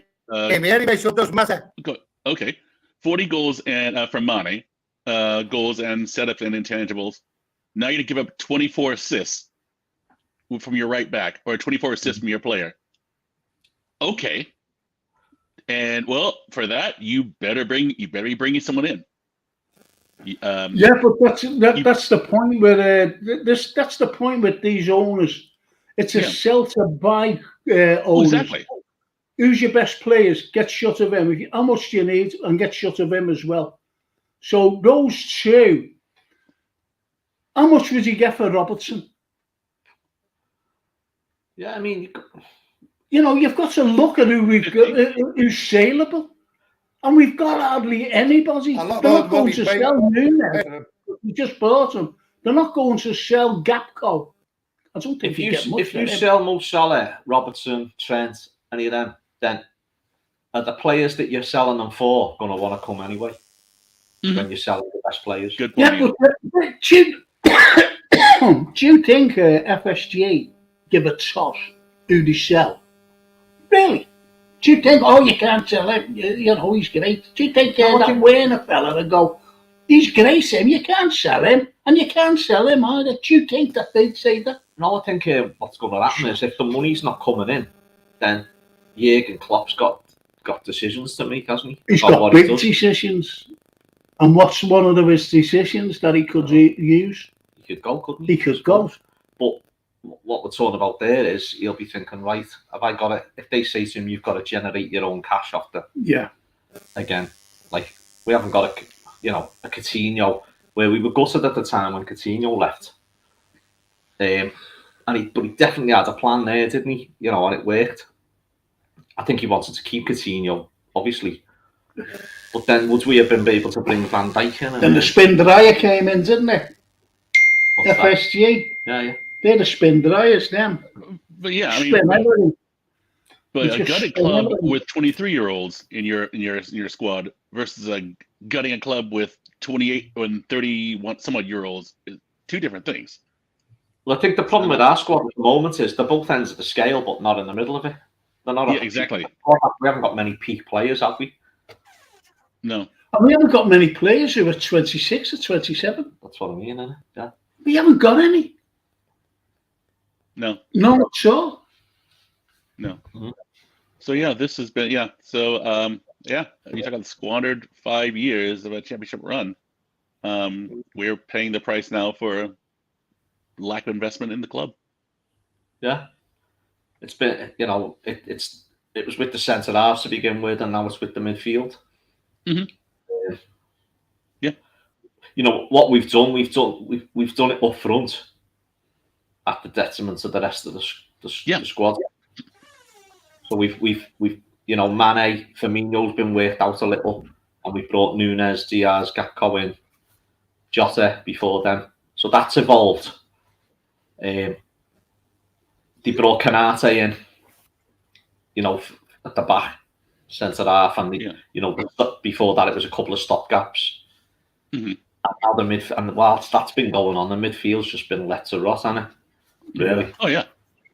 It's like the center halves that you're saying a few years before that. So essentially doing last. I think they thought Elliot, Carvalho, and Jones had come on to such an extent that it could take the onus off having to pay massive money out. But True. If you had other pieces around you, you can't throw Elliott and Jones in the same lineup. They're and expect them to just walk in and lock down the midfield. I mean, you're putting a lot of pressure on 18-year-old kids, and you're playing at this high level. That's a lot, unless you have the sports around them. And I just go back to what Klopp did when Trent was for he claimed right back. Remember the game against Man United, where he was just getting lit up on the left flank, but Klopp stayed with him. He said, okay. He rotated Lallana over, dropped Lallana back. He rotated the center back over and covered him up. So okay, essentially you're our guy. When this is your position going forward. So you either sink and swim. But he covered them up. He protected them. You've got, and that's what I hope they do with Bajcetic next year. Spend it on the two midfields, and I hope Kanate and Van Dijk are early, just again to build his confidence, because he's the future. That's a phenomenal player, but you've got to protect him. And we did it for Trent. We can do it for him. But at this point, you're spending. There's no ifs, ands, or buts about it. Well, you suggested, bringing young Ramsey in, at right back. Mm-hmm. And this could be for next season. And putting, and they're using Trent as a midfielder, right side of midfielder. And I think that'll be a very good combination. And Trent on the right, and Salah as well on the right. Imagine that. Oh yeah. You keep your 24 assists, and it takes some of the pressure off him defensively. I mean, and you spend a little less in midfield, or you can focus that money on two super mids. Absolutely. We really need a playmaker. I know Thiago is supposed to be a playmaker, but we need someone with legs. We need someone younger than Thiago who's a good playmaker. Who did you fancy as a playmaker, by the way? Who's out there?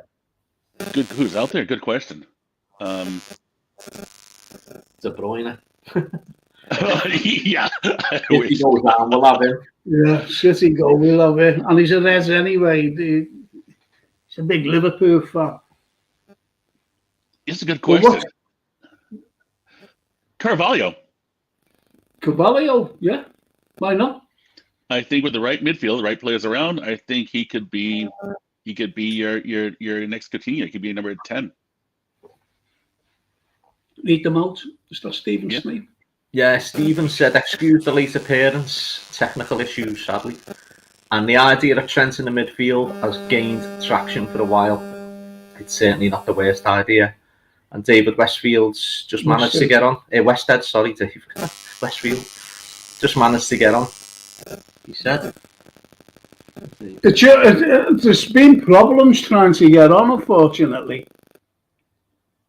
There's been problems trying to get on. Yeah. Lads, do you think Nico Williams should have stayed? Hang on. Should have sold. Hang on. Who's that? Lads, do you think Nico Williams should have stayed or been sold? Cracking little player. He I should have don't played.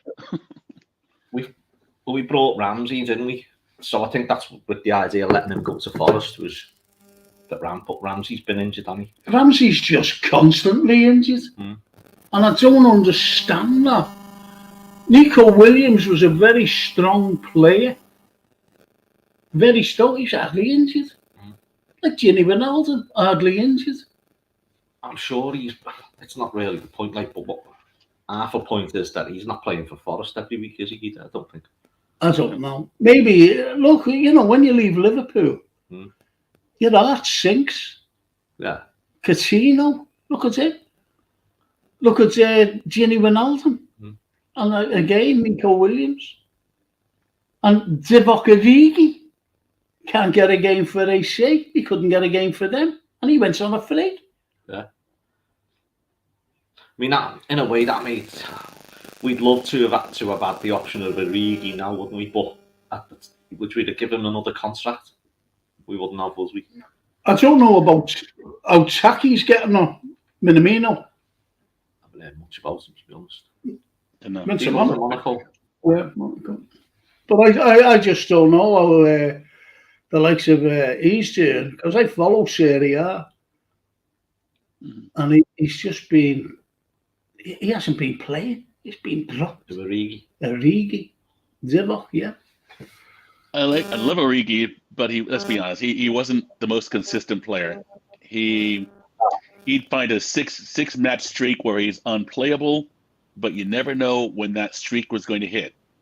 He was phenomenal in Champions League. He was phenomenal, and for a streak during the season, he'll catch fire for 6 matches. And after that, like, okay, how did you miss that ball? How did you miss hit that? Or how did you miss that sitter? So love him for all he did for us, but it was time for him to go. The mistake was not bringing someone in until December. That's true. Paul said Nico wanted first team football. He wanted to leave. He made the choice, didn't he? Yeah. Which once they've done that, well, fair play to Nico. You could offer him a lot of money to stay, but if he wants first team football, no, he could have said, "Listen, we're going to just give us a season or two because we are putting him in midfield, Trent Arnold." Well, that tells you that they haven't decided they're going to do that. No, absolutely. Stephen Snape says, "Well, you thank Jason Pennington fine for the private message." Of course I will. Nico Williams, he carries on to say, was at least robust. He was, wasn't he? He was. I'm not messing about here, lad, says Brian Edley. Play Nat Phillips, make him captain and unleash the monster, and that would save millions. And Charlie Kane says, Nico played in the last match for Forest. And Stephen Snape says, a lot of players seem to struggle after leaving us. It stretches back quite some time. Absolutely. And Alan Davis says, lads, what do you think of Van Nistelrooy's comments about Gakpo? Had his heart set on him. Yeah, he wanted to go to Manchester United. So that affect his play the way he is now? That's what Nistelrooy said, wasn't it? And it was they weren't putting a bid in for him, were they? And Van Dijk said, turned his head down. I don't know. I mean, no, I don't think it is. I see what I mean about it's up to the club. It's up to the club. If they're going to get money in, it'd sell. You know, because the lads, Gakpo must have said, I want to go in the summer. I want to go to Manchester United. Because as Nistelrooy said, that's where he wanted to go. Al's got the quotes there somewhere. But Al, didn't he say, if you're still there, didn't he say he wanted to go in January? And if Man U weren't prepared to do that, then he wanted Liverpool anyway. That's all. Yeah. Yeah. Paul's going. See you later, Paul. It is Paul, isn't it? Or is it Paula? Because there's Paul there, isn't it? Yeah. It's got Paula there. Yeah, Paul. Have to go, boys. Great stuff. Once again, love it. Oh, thanks, Paul. Thank you. Paul. Thank you. Yes. So much. I'll try and find that quote here, says Alan Davis. Yeah, I'm sure he wanted to move in January. He didn't want to wait till the summer. But doesn't it prove that it's up to the club? That's what I'm saying about Bellingham. Well, here's my question for you. It's just up to the club. They go, no, we're not going there. We're not going to take less money. What is our relationship? Oh, sorry. Just say, what is our? I have to drop in a minute. I have to take a call. Unfortunately, sorry. We're 8 hours. No, go ahead. Okay. Quick question. So, what is our relationship with Dortmund? That is probably the only intangible we have left. Yeah. With armies, I mean, money obviously talks, but how is our working relationship with the club? Do we have an inside? We have an inside road that way. Well, you've got the affiliation between Dortmund and Klopp, haven't you? Mm-hmm. Really, and you've got the player who wants to go to Liverpool.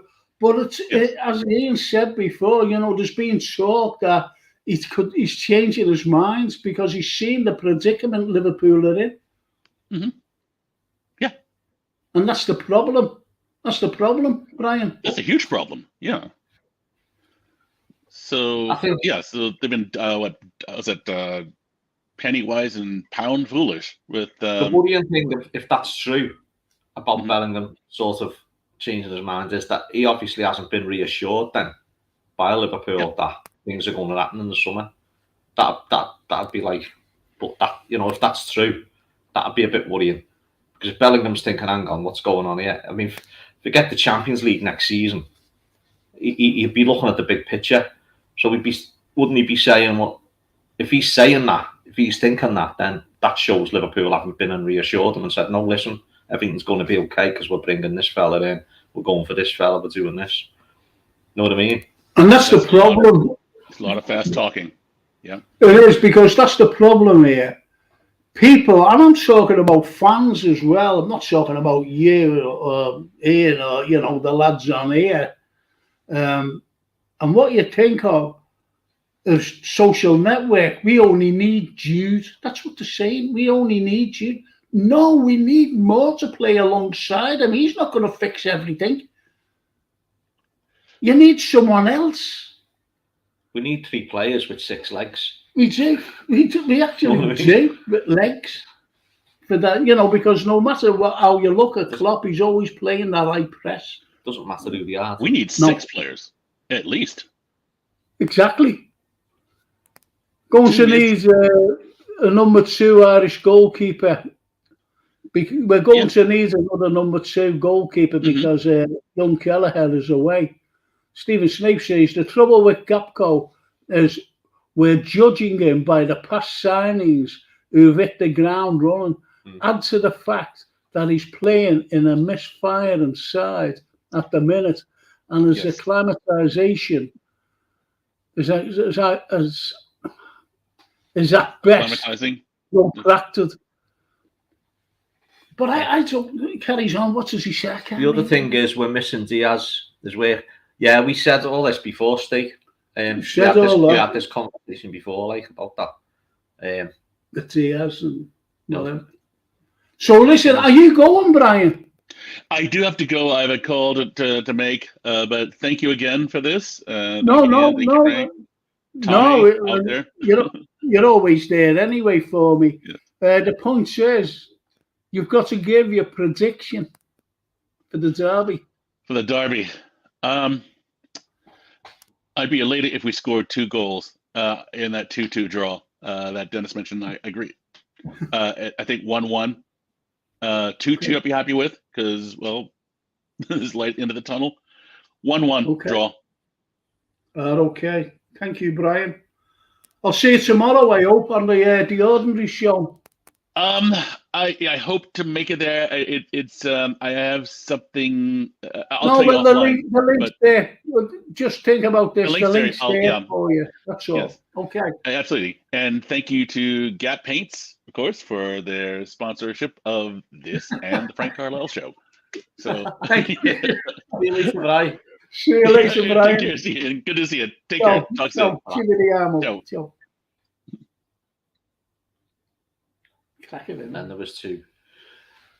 Then there was Tommy Batty's text me. He said, "I'm back." He went to Asda. He said, "I'm back." There he is. There, look. Oh, was he? Look. Oh, yeah. So he's waiting for you to pull him in. There he is. All right, Tom, can we hear you? Can you hear us, Tom? Oh, he's got his can of beer, look. Can you hear me now? Yeah. I can hear you fine. Can of Guinness. Can you hear me now? Yeah, Tommy. Yeah, he can hear us fine. And we're saying, yeah, we can hear you. And he's still saying, can you hear me? Yeah. But you never answered. We did. Now, before, you said who you'd buy and all that. Yeah.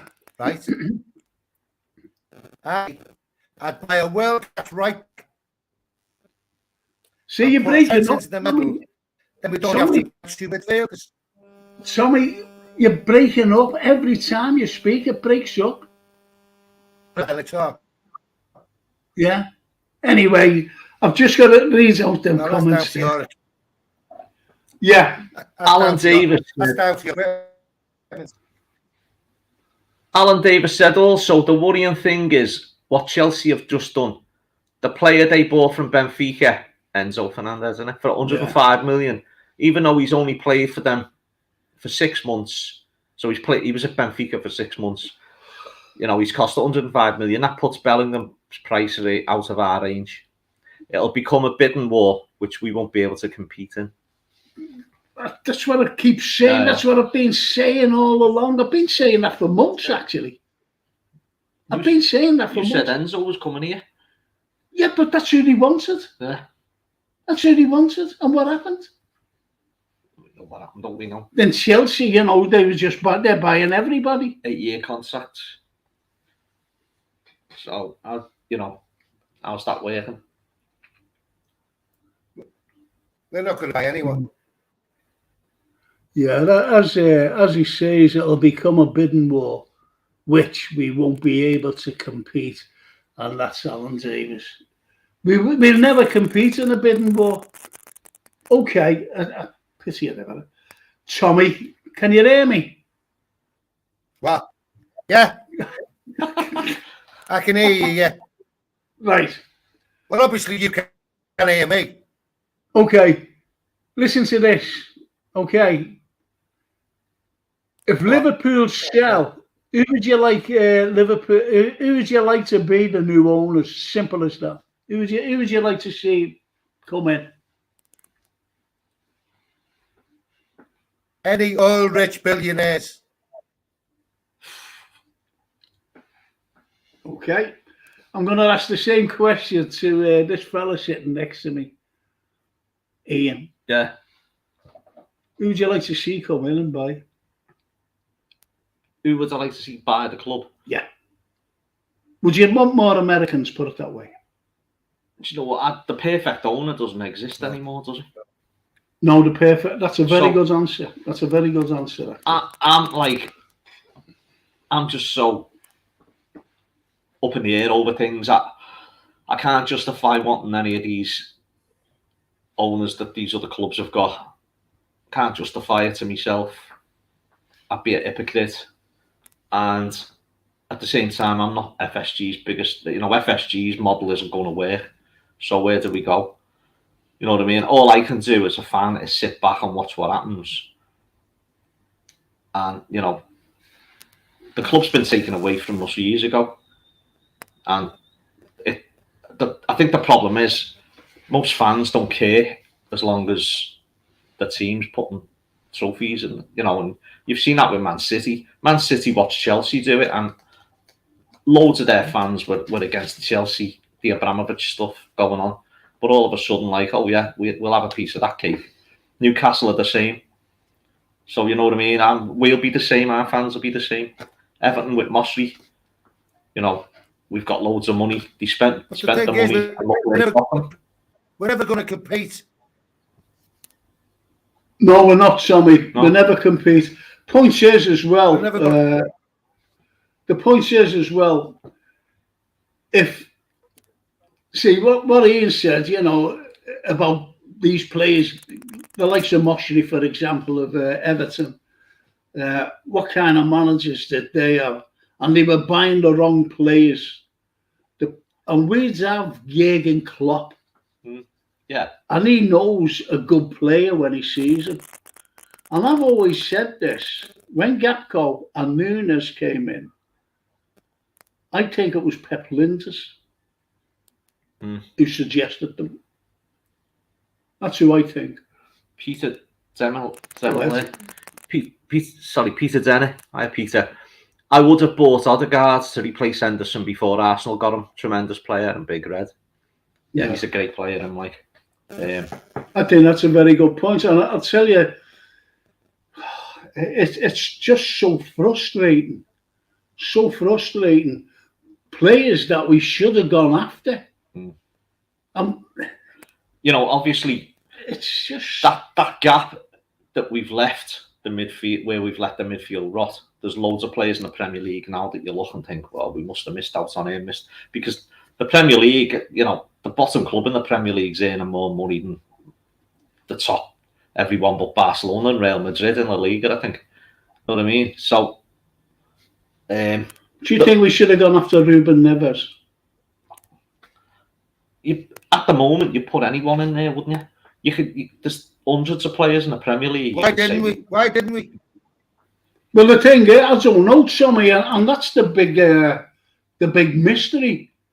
Why we didn't go after Ruben Neves, because we were all thinking we were going to sign him. We was going to sign that Enzo fella.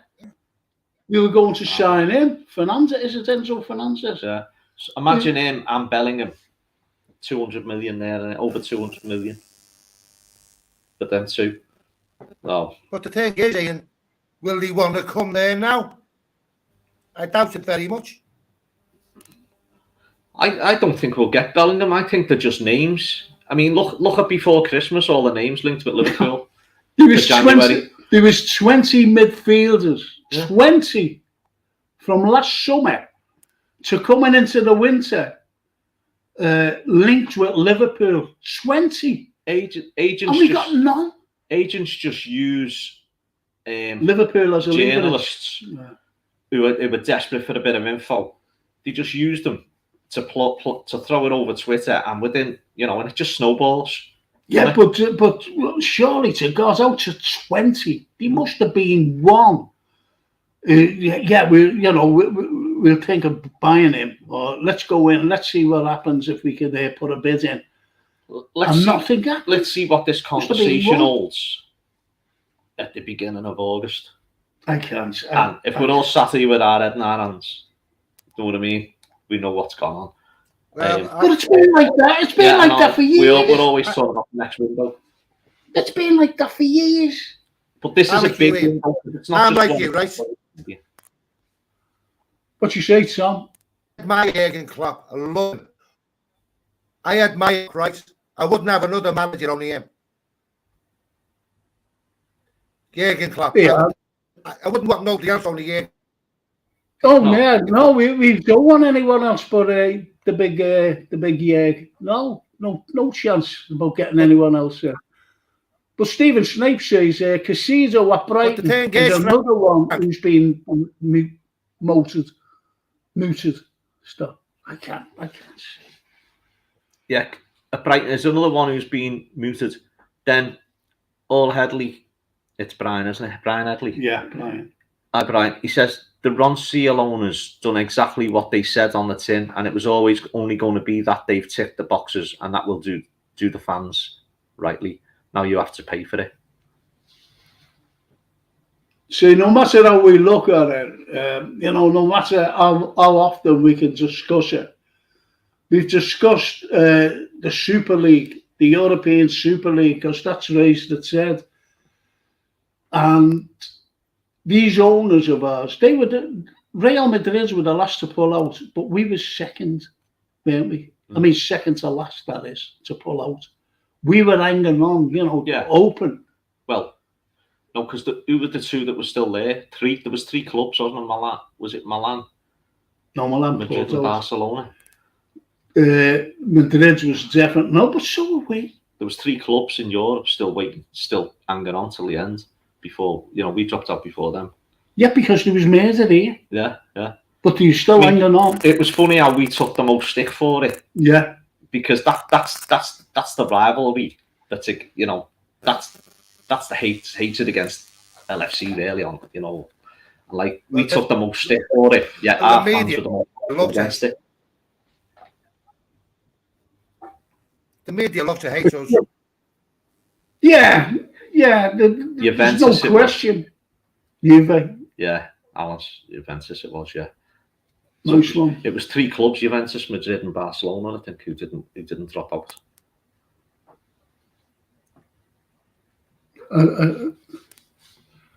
What's the kid from what's the Borough? Barca. Oh no, Borough, yeah. It is Borough, isn't it? I'm banging them in. I'll tell you who had that's in the Premier Championship. I'll tell you who I'd like here. And no one's ever mentioned him, albeit that he's been mentioned in the background, is De Jong, Frankie De Jong. Mm-hmm.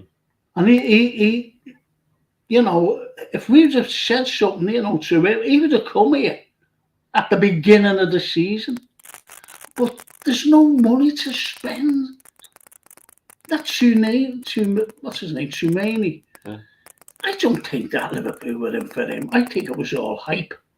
I think it was spin. Could have been, couldn't it? I think it was. I really think it was. Because if we were in for him, then obviously that money's still there because we haven't spent it, have we? No. And that money wasn't there.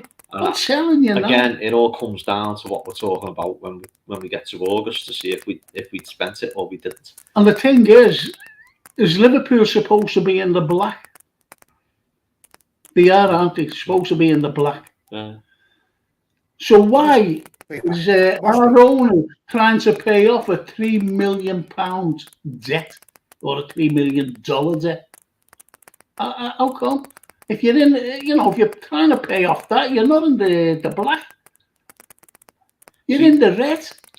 It's so see what I don't get about. I understand FSG come into it because of financial fair play and they thought they could compete. We get that. But on reflection now and in respect about what's going on now, what I'd be saying is, okay, you've made, is it 3.7? If they're going to sell for 4 billion, they'd make a 3.7 billion pound profit. Is that right? So would we not have collateral to bring a couple of £100 million players in if we're looking at it like that, or give Klopp some money? There's got to have been. I understand the wage bill is like 62% of what the club have brought in. So with the third highest earners, but 62% of that is the wage bill. But then every other club's got wages to pay as well. So how are they doing it? Yeah. This is what. So it's, to me, Just it's just imagine what like we, they've got how much model money and then- we raised on the pitch. Say again, sorry. What was that, Tom? Just saying, how much money have made? How much money we made actually on the pitch winning all these trophies? Never mind off it. Oh, The yeah. merchandise. It's the How much money TV, have we isn't made it? on the TV. pitch? Yeah. TV money's massive in it. Millions. You know, I think we earn more TV money over the last 5 years than anyone, haven't we? You know, Man City maybe, but Oh yeah, without a doubt. Yeah. no, I mean Man City are number one on that list, by the way. Yeah. Yeah, you know, that's it, isn't it? I mean, that's what I'm saying. Where's the money? There's got to be money there for the, you know, to spend. Of course there is. Yeah. That's what I'd be thinking. Well, And okay, FSG. but if they're selling, they wouldn't spend it, I suppose. So that's another way of looking at it. Yeah, but that's. I mean, for me, they bought us for 300 million. They're going to sell us for 4 billion, maybe. Yeah. I just don't get it. So Don't get it. That's a big profit. So that's collateral, that, isn't it? Couldn't he bring players in on the basis that they've got a 3.7 billion profit to make? Do you know what I mean? Yeah. That's on. I don't know. Can't work it out. They want as much as they can. They want as much as they can. And what I'm thinking here is how much that these Qataris will buy Manchester United for, because there's two groups of Qataris, one going for Man United and one going for us. And if they give out, say they buy Manchester United for over 4 billion, that's what they'll want. That's what they'll want. What's it? Stephen Snakes. Brian Edley. Stop buying merchandise, all fans have to be in this together. The trouble with that is we'd be the only fans to do it. We can answer them questions, them comments. Yeah. If you go straight down and can go back to them. Stephen Snape said, if FSG are looking to sell, then surely selling the club needs to be competitive on the pitch as well as off it. It makes good business sense to invest in the squad. And Alan Davis says, the timing of an LFC sale couldn't have been at a worse time.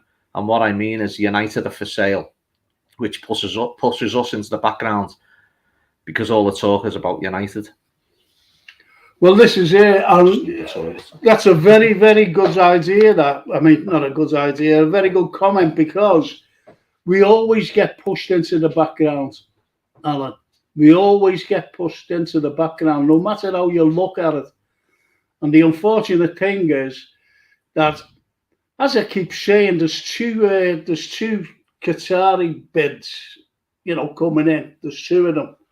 And one of them goes for Manchester United, the other one's for us. I think for us, it's a Qatari possible purchase. And I just think that the owners, Liverpool owners, are just sitting back and waiting to see how much Man United gets sold for. I really believe that. And if they get sold for the astronomical fee, that's what they'll want. Because what their pitch would be, well, there's no jet here. There's no jet. The stand's paid for. It's been refurbished, everything's in place. We've got a great team, we've got a great manager, we've got great facilities. Manchester United, their ground needs, it does need refurbishing. It really does need refurbishing. Even Ronaldo said it. He was getting changed one day and all water was coming through, dripping everywhere. And they've got bad facilities as well, training facilities apparently. So this is it. This is the pitch that FSG will throw. Liverpool are a better buy than Manchester United. But it's the journalists, it's the media who go out there and say, "Oh, Manchester United, oh, it's going to be great," and everything else. Man United's ground got wrecked by their own fans, didn't it? Yeah, it's it, isn't it? That's when they were playing us, wasn't it? Just before they were playing us. Take it easy, Charlie, lad, says Brian. Good night, Frank, Ian and Tommy and all the gang going for a gold watch and dream we'll batter Everton. We'll batter Everton. But I just think, being honest, I just think that it's going to be very difficult. I hate derbies.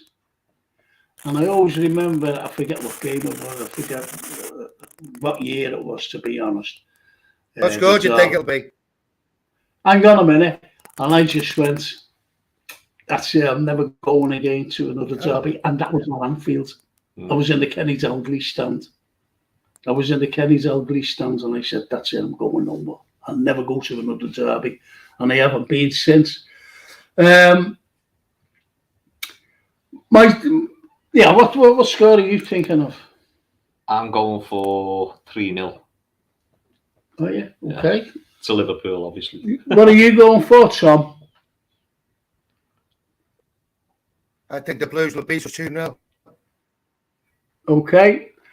My prediction is Liverpool will beat them 2-0. I think we'll keep a clean sheet. And I think we'll score. I think the likes of Gapco or even Nunes. Could be the hero. Hey, yeah. I hope they do, by the way. I hope they do. Stephen Snape says 2-0 for us. Anyone else out there to say it, give a prediction? Everton are going to have the 2 banks of 4 again. Calvert-Lewin's injured, by the way, isn't he? Yeah. I think he's still got a chance. Tripped over his dress, didn't he? But yeah, I think they'll have 2 banks of 4. They'll be hard. They could be hard, but we've got to match them, haven't we? And then, yeah, stick the chances away, which is something we've not been doing. Yeah. Well, okay, lads. I hope so. I really hope so. Charlie Kane says 3-1. You just said to me, hang on a minute. Well, I'm just saying, they're coming in with scores. Charlie Kane says... no, but you haven't even said that yet. Well, hang on a minute. I'm just going on. I'm just going on about, what the lads are saying. Swigging his can of Guinness there. He's half cut, aren't you, Tom? Charlie Kane says, can I get this in? I start singing the answer in a minute. Look, he's going on now. Look, he can't stop talking now after that Guinness. Go on, Charlie Kane. Thank you.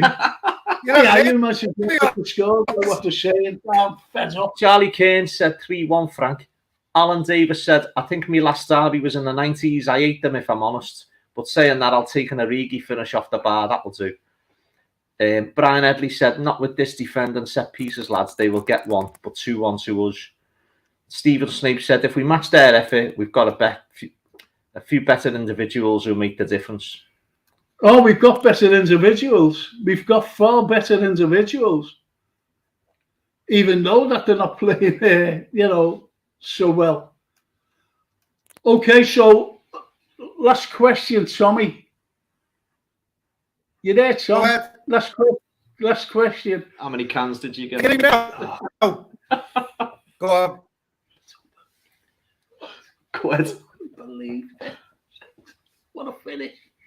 The last question, Tommy. Who would you have? Who's the both centre halves you'd have? If they were all fit. No. On Monday. I'm in against Everton. Who would you have centre halves? 2 of them. I'd have Canate and Phillips. Well, Canate's injured. Well, I won't have him in it then. It'd have to be Matip and Phillips, wouldn't it? Okay, it was you. Yeah, Matip and Phillips, yeah. I wish Canate was fit. Yeah, I think Phillips would have a good game on Monday if Yeah. he played. Another one injured. Yeah, he's been injured for a couple of weeks. Stephen Snape says, have you got them? Yeah. Charlie Kane says, get to bed early, lads, in case Liverpool need players for Monday. Frank can't even get up the stairs.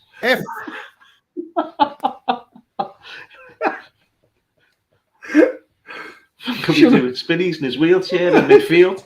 Should have seen me getting into my grandson's car today, Tom. And getting out. And he opened the door for me, you know. He said, you know what, I'm going to go. Hang on. Did you ever play, by the way? What? Did you ever play for? When you were younger? Yeah, everyone did. Everyone. Matip and Phillips say Stephen Snape, did you read that out? Where is it? Oh, see, Ian McKenna said their midfield will have energy, but I think we should beat them 2-1. Okay. Stephen Snape said Matip and Phillips for centre halves, and Brian Edley said, Ian, thanks, mate. Good to see you. Bloody great show again, Frank. Thanks, Bri.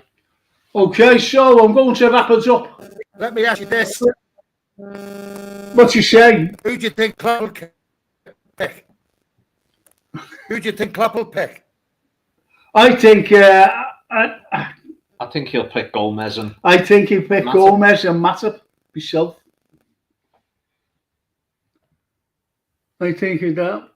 But you never know. He is known to Phillips and throw the Fabinho. Did you read that out? Phillips and Fabinho by Brian Edley. No. What does Alan Davis say? Spoke to Blues in work, and they've all set the long ball up to Calvert-Lewin, worked all day at the weekend. So you already know how they are going to play. He's injured though. Well, apparently he might not be playing. And Charlie Kane said, "Come on, drinking time, get off." Yeah, I agree. Come on, shut us down. Right, Tommy, thanks very much for coming on. Ta, Tom. He's like, Go and put the fire on. See you, Ian. Go and put the fire on. Thanks a lot, Tommy. Thank you. Still a long ball, though. Phillips for the next Spirit. That's that. I can't see that. They'll have Maupai up front and play the long ball too. But What does Stephen Snape say at the bottom?